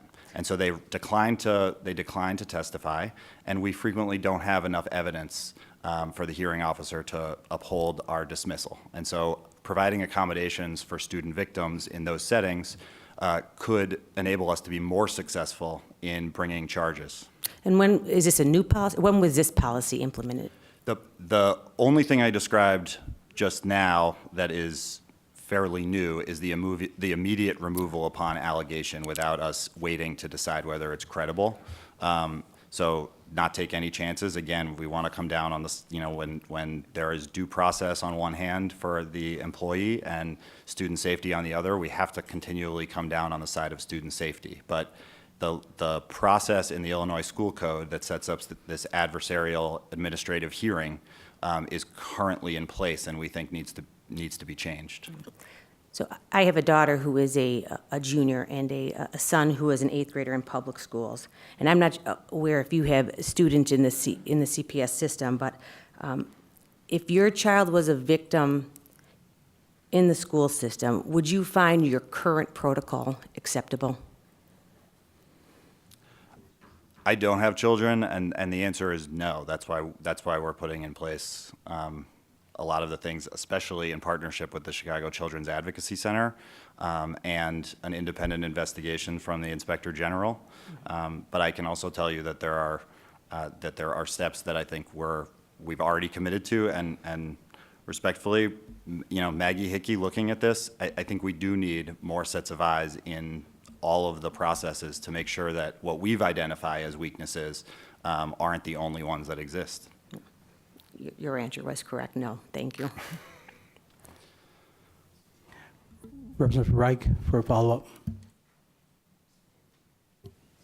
Thank you, Mr. Chairman. I'm reading from the school code here, section 34-13.1, Inspector General. It says here that the Inspector General shall have the authority to conduct investigations into allegations of or incidents of waste, fraud, and financial mismanagement in public education within the jurisdiction of the board by a local school council member or an employee, blah, blah, blah. What in this section authorizes the Inspector General to broaden his or her mandate into allegations or instances such as what we're investigating today? And my second question is, it appears that there was some parenthetical comment in a Tribune article just in the last day or so dealing with the expansion of staff and budget for the Inspector General's office in order to do this sort of thing. So is Ms. Hickey going to be the Inspector General dealing under section 34-13.1, or is this going to be a new Inspector General's office that will be written out of whole cloth and put in place simply for purposes like this? Sure. So at next week's board meeting, the Chicago Board of Education will consider a resolution that will expand the current Inspector General's mandate to include investigations into sexual abuse.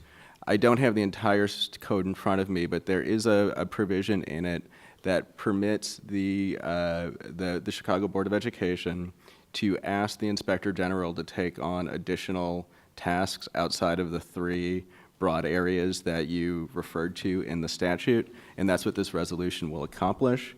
One of the sort of important benefits of partnering with the Inspector General to do this work is that he is an independent office of the board, and that his independence, we think, will lead to additional credibility with respect to our investigations and help close some of the trust gap, which has been something that's been referenced by a number of legislators here today.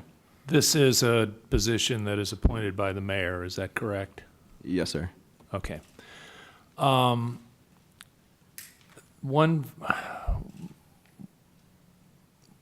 final question, and I can't remember what it was. I'm having a mental block here. So I'll leave it at that. Thank you. Thank you. I know what senior moments are like, so if you remember, let me know. Yeah, we'll call on you. Representative Pritchard. Mr. Henning, a couple of legal questions. So when you find or you're making a disciplinary hearing investigation, it's customary to have the victim testify, isn't it? Yes, unfortunately, as the law currently reads, it's often required to because we have a situation where they're the only person that can describe the conduct that was perpetrated against them. So would it be possible, if that isn't in the law, that it has to be the victim, could the Child Advocacy Center person testify and save that victim having to go again and again before the perpetrator? That is the type of solution we're asking for and hoping will arrive at. We would like someone like a Children Advocacy Center representative to be able to relate the child's story so that they're not forced to tell it over and over and to do it, 6 feet away from the person that hurt them.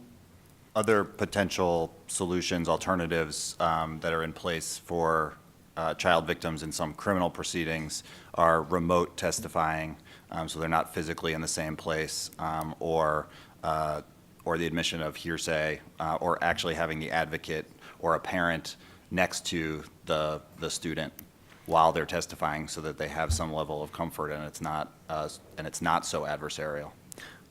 And we may hear this when the Advocacy Center testifies, but it just seems to me that a victim in this situation is traumatized to the point, as you mentioned, they don't come forward, they won't make the accusation oftentimes, and we don't get justice in the situation. Yeah. The other question for you, Mr. Henning, deals with prosecuting individuals that have been found in your investigation or the Inspector General's investigation to have committed child abuse. Mm-hmm. Have you been able to work successfully with the state's attorney?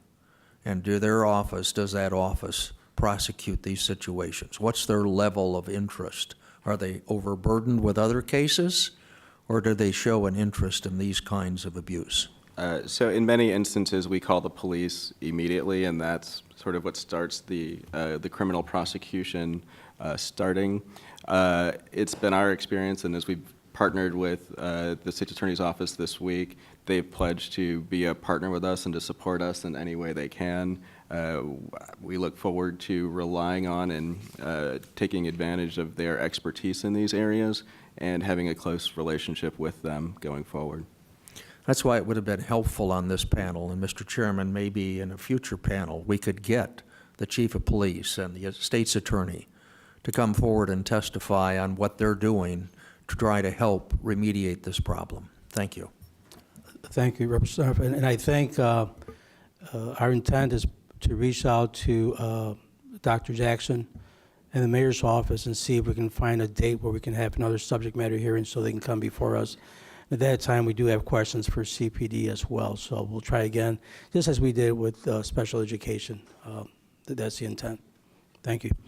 Representative McAuliffe. Thank you, Mr. Chairman. This is directed to the Chief of Security. When you were going through your opening statements, I did jot this down. You said something, it was about sexual abuse and how to stop it. Was this how to stop it from the children, or is this from the teachers? Or can you give an example, like teachers not being alone with a student, or what did you mean by how to stop it? So we start with the adults. It starts really, I'm going to go way back, even before the person's hired or brought into the building, approved for eligibility.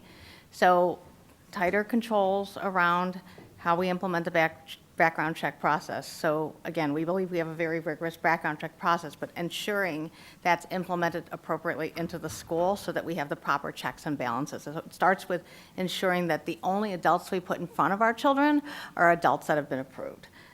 Once we get past that, assuming the person is approved, we want to make sure that the adults in front of our children understand appropriate boundaries.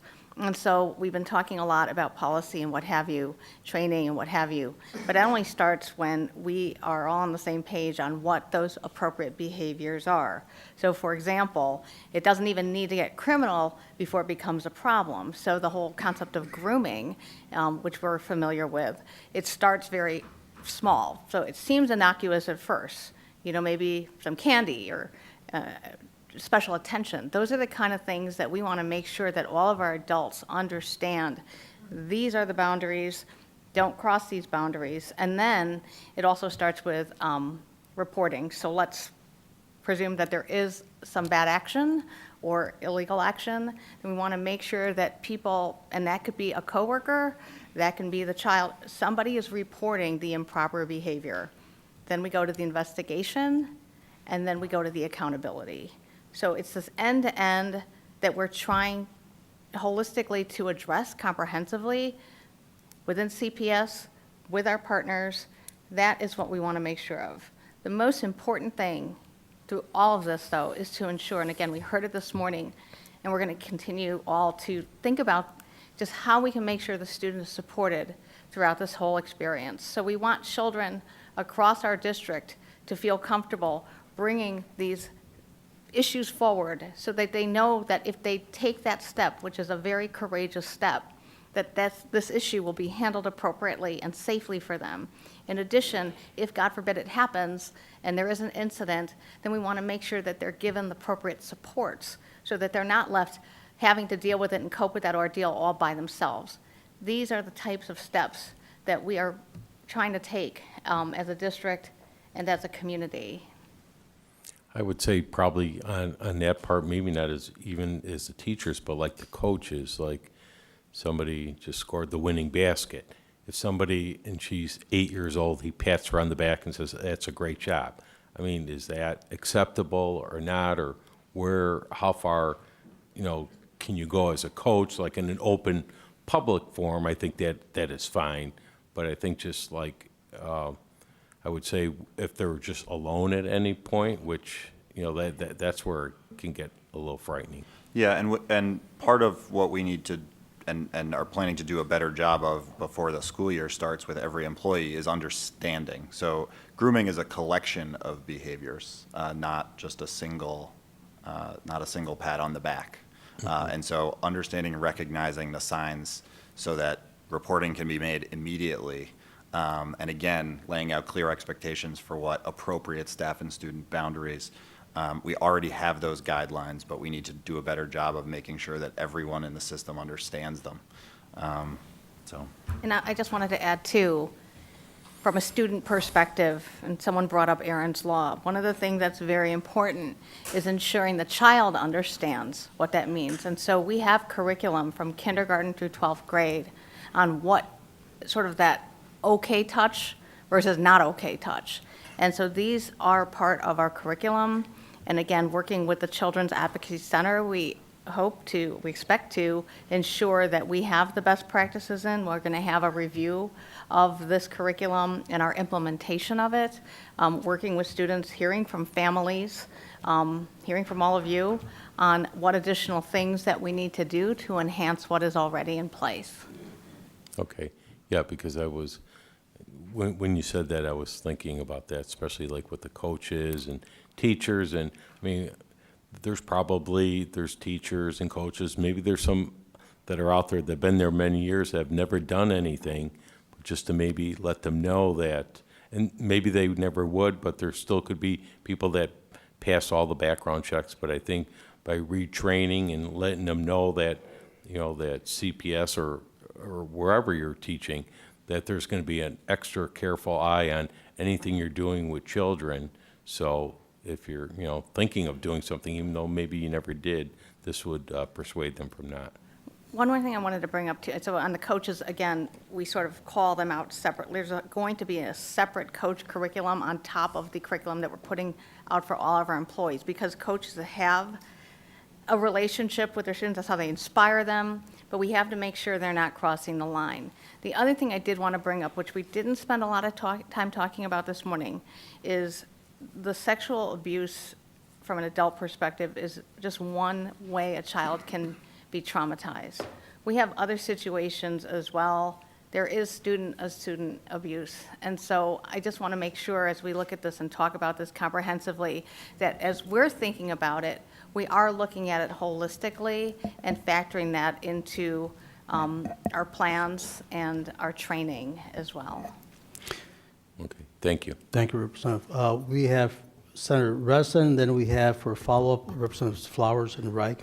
Senator Resson? Thank you, Mr. Chairman. I'd like to circle back on one point that you did talk about, Matt, and that was the difficulty in information sharing, and you kind of tiptoed around that.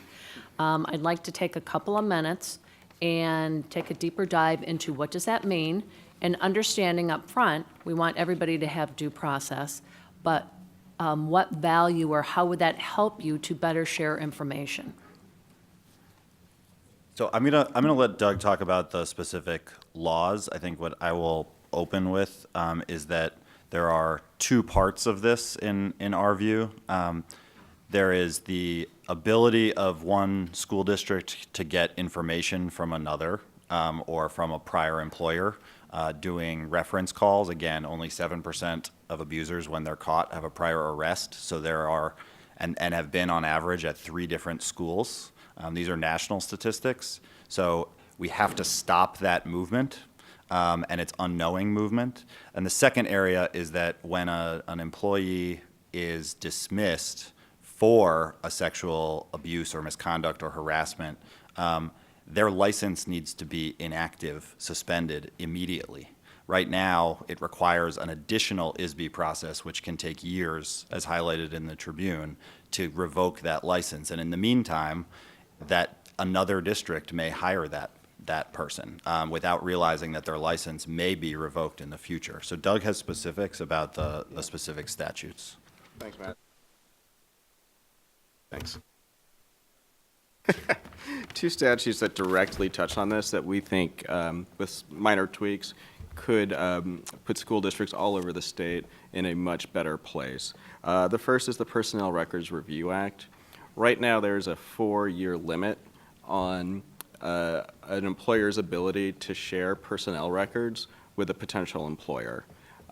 Obviously, people who are at a place for a long time have records that date back much further than that, and it's sort of a black box at this point. We're unable to share those older records under current law. We think that's a fairly straightforward and simple change that would make a world of difference.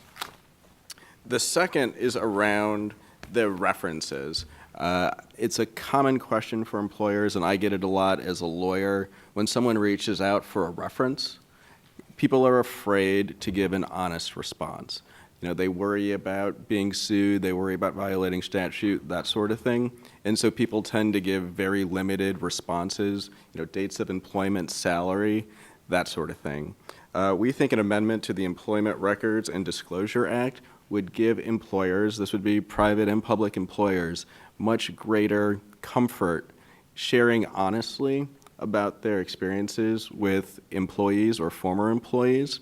What we'd ask is that the statute be amended so that if someone makes an honest reference or provides documents that they believe are true, that they would be totally immune from a civil liability for some sort of tortious interference or defamation type of lawsuit. We think that clarity around this issue would make employers feel much more comfortable giving an honest, inaccurate, and full reference when they're called upon. Some sort of technical changes that we'd like to see there as well.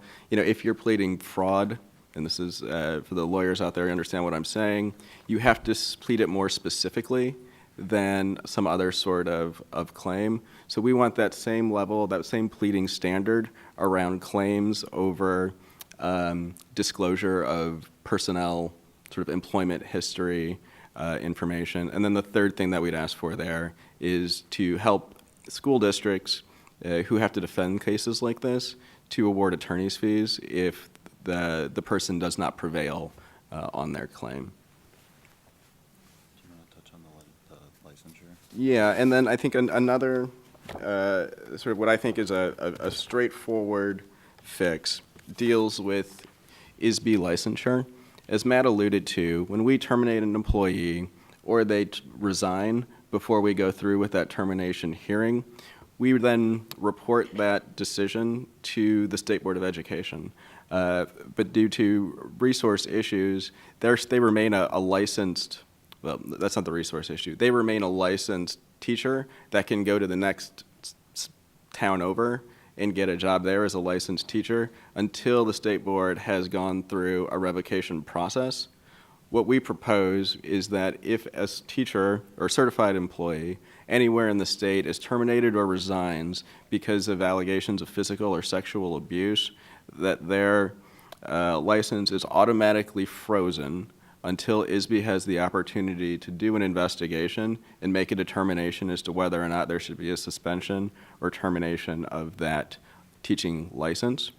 And we think that will stop the situation where someone resigns from CPS or is terminated from CPS and then just goes a town over, and that town there wouldn't have and could teach there legally. Put the burden on the educator to reactivate their license, so that if we are never asked by another town, that they still wouldn't be able to get a job. And obviously that works in reverse as well. Thank you. Congratulations, Mr. Henning. You did get to present your bills before the committee. And you have 4 bills. We'll definitely take a look at those. And then just for the record, I would ask you and CPS to look at House Bill 5922, 5915, 5916, House Bill 5917, 5918, 5919, 5920, 5921, which I filed yesterday.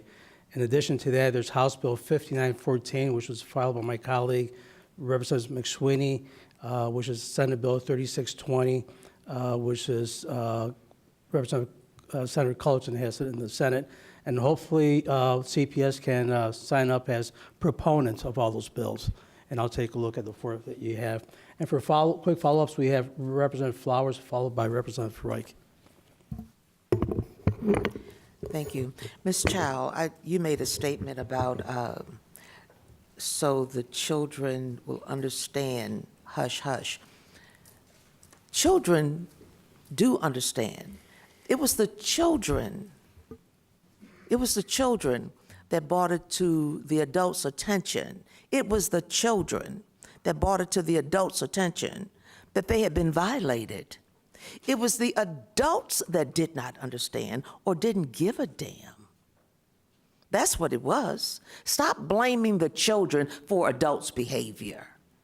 And if you want to do something in regards to helping the adults, first of all, there needs to be some character building amongst you guys. See, if you don't respect the children, if you don't respect the parents, you would never be able to listen and hear or have compassion or either understand, under no circumstances. Laura, I had to complain to Laura Farr a couple years ago about a principal playing sexual music over the PA system. Your law department knew about it. But you know what the saddest part about the whole thing? It was the children that was complaining. The teachers really didn't understand the music. It was a rap. But the children understood it. And the children said, we have to leave here because we can't listen to this music. But the principal of that school continued to play the music. It was the teachers that was encouraging students to bring knives to school for play so they could terminate and suspend the children. It was orchestrated madness. That's what's going on with the people that you all are hiring.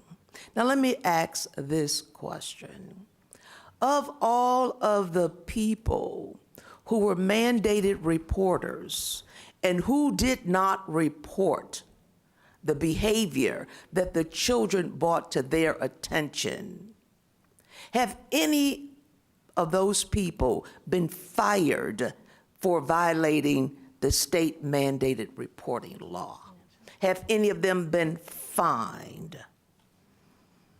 So the answer to that is we do discipline and fire people. Have they been fired and or fined? That's what the law requires. So we can't, I don't believe, fine them, but we have fired individuals for not following mandated reporter, yes. Did you report those people that didn't comply with the state law in regards to obstruction of justice, that's section 720 ILCS 5/31-4. That is the law for obstruction of justice in regards to, again, if they try to conduct an investigation on their own without reporting it to the proper people. Again, that is a 1 to 3 year sentence with a $25,000 fine and a class 3. And then there's the 2 to 5 year sentencing with a $25,000 fine for a second or subsequent offense. Have anyone been reported? Sitting here, I don't know the answer to that, and I don't think my colleagues do. And so my point to either. you guys, if you haven't done your due diligence about the people that have not complied with the law, you're still doing a cover-up. You're still not in compliance with the law. As we mentioned earlier, the Inspector General is going to be doing a complete review of these past cases, and I don't want to speak for him because he is independent, but my assumption is that if he sees instances where people fail to comply with the law, he will note that in his report and make whatever referrals are appropriate. And my final question, is any of the alleged perpetrators still working? I know school is out, so it may be closed, but are they still on the payroll? No, None of them. none of them. Are you sure? Yes. We'll see. Thank you, Representative Flowers. And one final question. When you spoke of fraud, in regards to the paperwork that's being sent out to the families, if the families could prove some of the paperwork that's been sent out in regards to the data breach, that's part of fraud as well. What's going to happen to, I know the guy was fired. Was he fired? I'm sorry, you're talking about the event last week? Yeah. Okay. Yes. Oh, he was fired? Mhm. Yes. And so was he a teacher or administrator? No, a central office administrator. Okay, thank you. Thank you. Representative Reich? I remember my senior moment question here. This new role of the Inspector General, the stories in the Tribune said that the law department was in charge at one point of doing these investigations. Now it's going to be the Inspector General's office. Is there going to be an absolute firewall between the Inspector General and the law department when it comes to assigning these investigations over to the IG without the law department being involved at all? So we are still working through the mechanics of how the relationship is going to work. We're meeting on that regularly, and I will just say, as I sit here, I don't think it's appropriate for there to be a complete firewall between our two offices. I think there are instances where we are going to need to, we'll need to take direction and advice from him, and we'll need to provide information to the Inspector General's office. But what I think is important to emphasize is that he will remain independent in his investigations. His investigations will not and cannot be influenced by anyone in the law department or anybody else at CPS. Just quickly walk me through the process then. You have an employee who is found to have, there's reason to believe that there's something going on here, and the IG comes up with a report. How does that find its way to the prosecutor who's going to actually prosecute this case? Does it go through you? Does it go directly to the state's attorneys? How does that process work? Do you mean a criminal prosecution? Yes. If we believe that the crime has been committed, we alert the Chicago police. We being the law department. Well, it could be the law department, it could be the school, it could be the Inspector General, it could be J. Dean's team. Really anyone that sees evidence of a crime, particularly one involving a child, is going to pick up the phone and make that call. The Inspector General does, and it's in the statute you had in front of you before, has an obligation to alert the Attorney General or the police, not the Attorney General, the state's attorney, if he has reason to believe that a crime was committed. Finally, what role does the law department play in either prosecuting or defending these types of cases once they get into the criminal justice system? In the criminal justice system, no role. We could be called as witnesses, but we do not act as prosecutors in the criminal context, and we do not defend employees in the criminal context. Very good, thank you. Thank you, Senator Collins, for a follow-up. Just a quick question in reference to the CPS Law Department. Who made the decision to have the CPS Law Department rather than the police and child welfare workers to investigate sexual abuse allegations? Who made that decision? I'm afraid I don't know the answer to that. It's been a long-standing practice as far as I know. And just to clarify, there are frequently non-criminal and non-abuse matters that come up in these investigations, and that's why it's important that some part of CPS is involved. We're pleased that it will be a more independent Inspector General's office to participate or lead these investigations, but there are frequently times where there are 3 concurrent investigations into some matters: criminal, DCFS, and CPS. The DCFS may unfound or not find indicated findings of sexual abuse or any abuse and neglect. CPD or other law enforcement may not bring charges in a case, and CPS does still, in many of those cases, seek to terminate the employee. So the coordination between those 3 different avenues, if all 3 are active at a time, is important to make sure we're not re-traumatizing students. I think you misunderstood my question.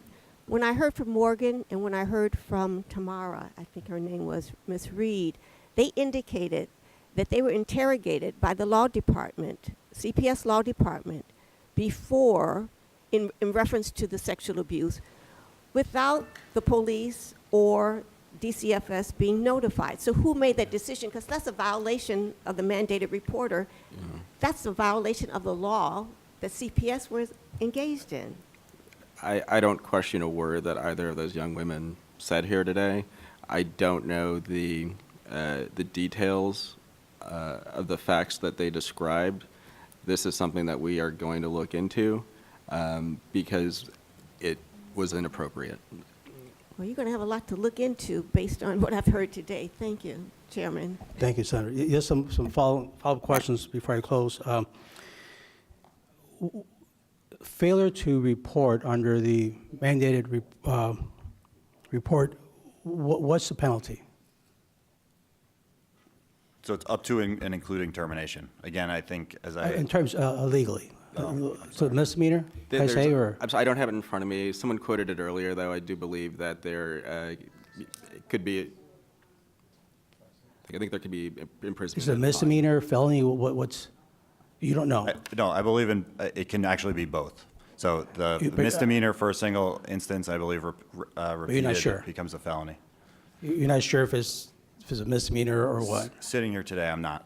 I know that they have to do it as a CPS Well, I employee. find it interesting that I would expect you to know. Let me ask you something, because if I recall from reading the Tribune article, they couldn't find anyone accused of not following the mandated reporter law. No charges were made in CPS. Is that true? You're speaking about criminal charges? Mm-hmm. Because we've certainly disciplined employees. But it's very clear, if you fail to follow the mandated report law, there's punitive measures there, criminal measures. And according to my recollection, based on what I read, there were no charges made by CPS for failure to report. Sitting here today, I don't know if we've ever referred a case to the police or the state's attorney for prosecution. Wouldn't you find it kind of odd that there wouldn't be any? It's something that we'll certainly take back and look into. Let me just read real quick an incident that was reported. And this was the case of William Banks. And the victim by the name of Reed. And she somehow confided, the secret got out to one of her teachers, Dash Rowland. I'm not sure if I'm pronouncing the first name correctly, D-A-S-H-E. And Dash Rowland, once she learned about the alleged sexual abuse, notified the school principal at the time, Andrew McIntosh, who's the assistant principal. She did not immediately call DCFS as required. According to the article, CPS confirmed that Roland did not call the state child abuse hotline right away. In this instance, DCFS should have been contacted immediately. This is the kicker. However, CPS, in a written statement, said, however, CPS stressed that notwithstanding the fact that this teacher violated the law, the teacher's other actions were appropriate. I think that just indicates the state of mind here where this is how CPS feels. Yeah, we know that the law was not followed. We know, or you're not even sure today what the penalties are, but otherwise, other than that, she did okay. Unequivocally, that is not the way it's supposed to work, and But this is that what person CPS did not said in a respond. written statement. You can understand our frustration, right? We hear one thing, we went through this with the special education hearings. We hear one thing one day and we see something else on another day. Let me ask you about the interrogation methods by the law department. Who approves those interrogation methods? At present, the investigations unit is housed within the law department, and so ultimately, myself and the general counsel are responsible. And do you feel the interrogation methods were appropriate? No, I mean, clearly no. The women that spoke earlier today should not have been subjected to interrogations the way they were. Yeah, it also makes you wonder how many of these young men or women, after several interrogations, they just said, you know what, I'm done. I don't want to pursue this. Because it's a tough experience to go through. Let me ask you something else. It talks about documentation. It says here that national experts say that a brief note should be sent home whenever an employee is accused of sexually abusing a student. They don't need to be detailed, but they encourage other victims to come forward. According to the article, CPS told the Tribune that it does not require principals to send out letters notifying parents, saying the decision is dependent on circumstances of the situation. Do you still feel the same way? No. But that This was is- CPS's statement. I think that statement was accurate in reflecting the past practice. That is a factual thing. But your question is this the way it's going to happen moving forward? And the answer to that is unequivocally no. The independent evaluator is looking, and we have talked explicitly in those conversations about standard communication practices, again, that do not leave any discretion where there should not be No, discretion. and I understand moving forward, again, I appreciate that. But the way I read that, I think CPS was defending their position, saying, hey, that's what we do. It's up to the local school districts or principals to determine whether they do it or not. Let me ask you one other case, and this is the findings about the Weaver case. And here, CPS did not respond to the Tribune questions about whether it was obligated to notify other child institutions where Weaver volunteered or worked. Do you still feel the same way? We want to put a system in place where these predators are broadcast. We want everyone to know who is fired or quits because of physical or sexual abuse in our school. Just two more questions. So in terms of, I just want to make sure your roles in CPS, Mr. Lyons, you're Chief of Talent, and you report directly to Dr. Jackson, correct? Yes. Okay. Mrs. Shaw, you're Chief of Security, and you report to Arnie Rivera, who's the Chief Operating Officer, who in turn reports to Dr. Jackson. Okay. And Mr. Henning, you're the Deputy Chief Counsel, and you report to Joe Moriarty, Yes. and he's the Chief Counsel, General counsel, yes. General Counsel, and he reports directly to the school board, not to That's correct. Mrs. Jackson. To the school Okay. board. And my final question, we did invite Mrs. Dr. Jackson to be with us today since she has gone on record on several times saying that this is perhaps the most important thing for her. Why couldn't she make it today? So the CEO has been clear about the commitment that she has, and that no stone would be, go unturned, and that no resources would be spared in protecting students today and into the future. And the three of us represent the people leading these efforts. I don't schedule the CEO. I report to her, and these are the things that she entrusts us to come and answer detailed questions about. Yeah. But please understand how we try to reconcile statements that are made versus actions. And it's a little bit troubling to us because this is a very important issue. I think we all agree. I thank the four of you for being here today. But again, on one hand, if you're saying this is the most important thing, I'm just wondering what else is out there that's more important than this, if on one hand you're saying this is really important. So with that, thank you for joining us today. Thank you. Senator Reich for a third follow-up. You guys are just the gift that keeps on giving, I guess. I want to talk just briefly about these do not hire notes that go into the record of people, the DNH it was called. What effect do those things have? Are they just internal records? Are they records that tag these people for further review by subsequent employers? Obviously, when a new employer calls and says we're looking to hire X, and you look at his record and there's a DNH in there, is there any kind of indication, a wink and a nod even, that just says, hey, look, we got a do not hire thing on this guy, and maybe you want to think twice about it? I mean, at what point does the DNH come into a full-blown, we would not recommend that you hire him because of this reason? Yeah. So currently, the do not hire designation is put on employees who are dismissed or resign under investigation for a host of reasons, far beyond just the topic today. Fair enough.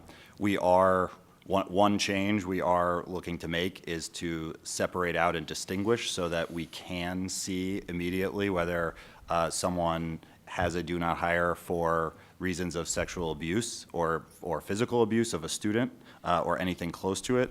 The DNH currently is internal. It means that we will not rehire this person.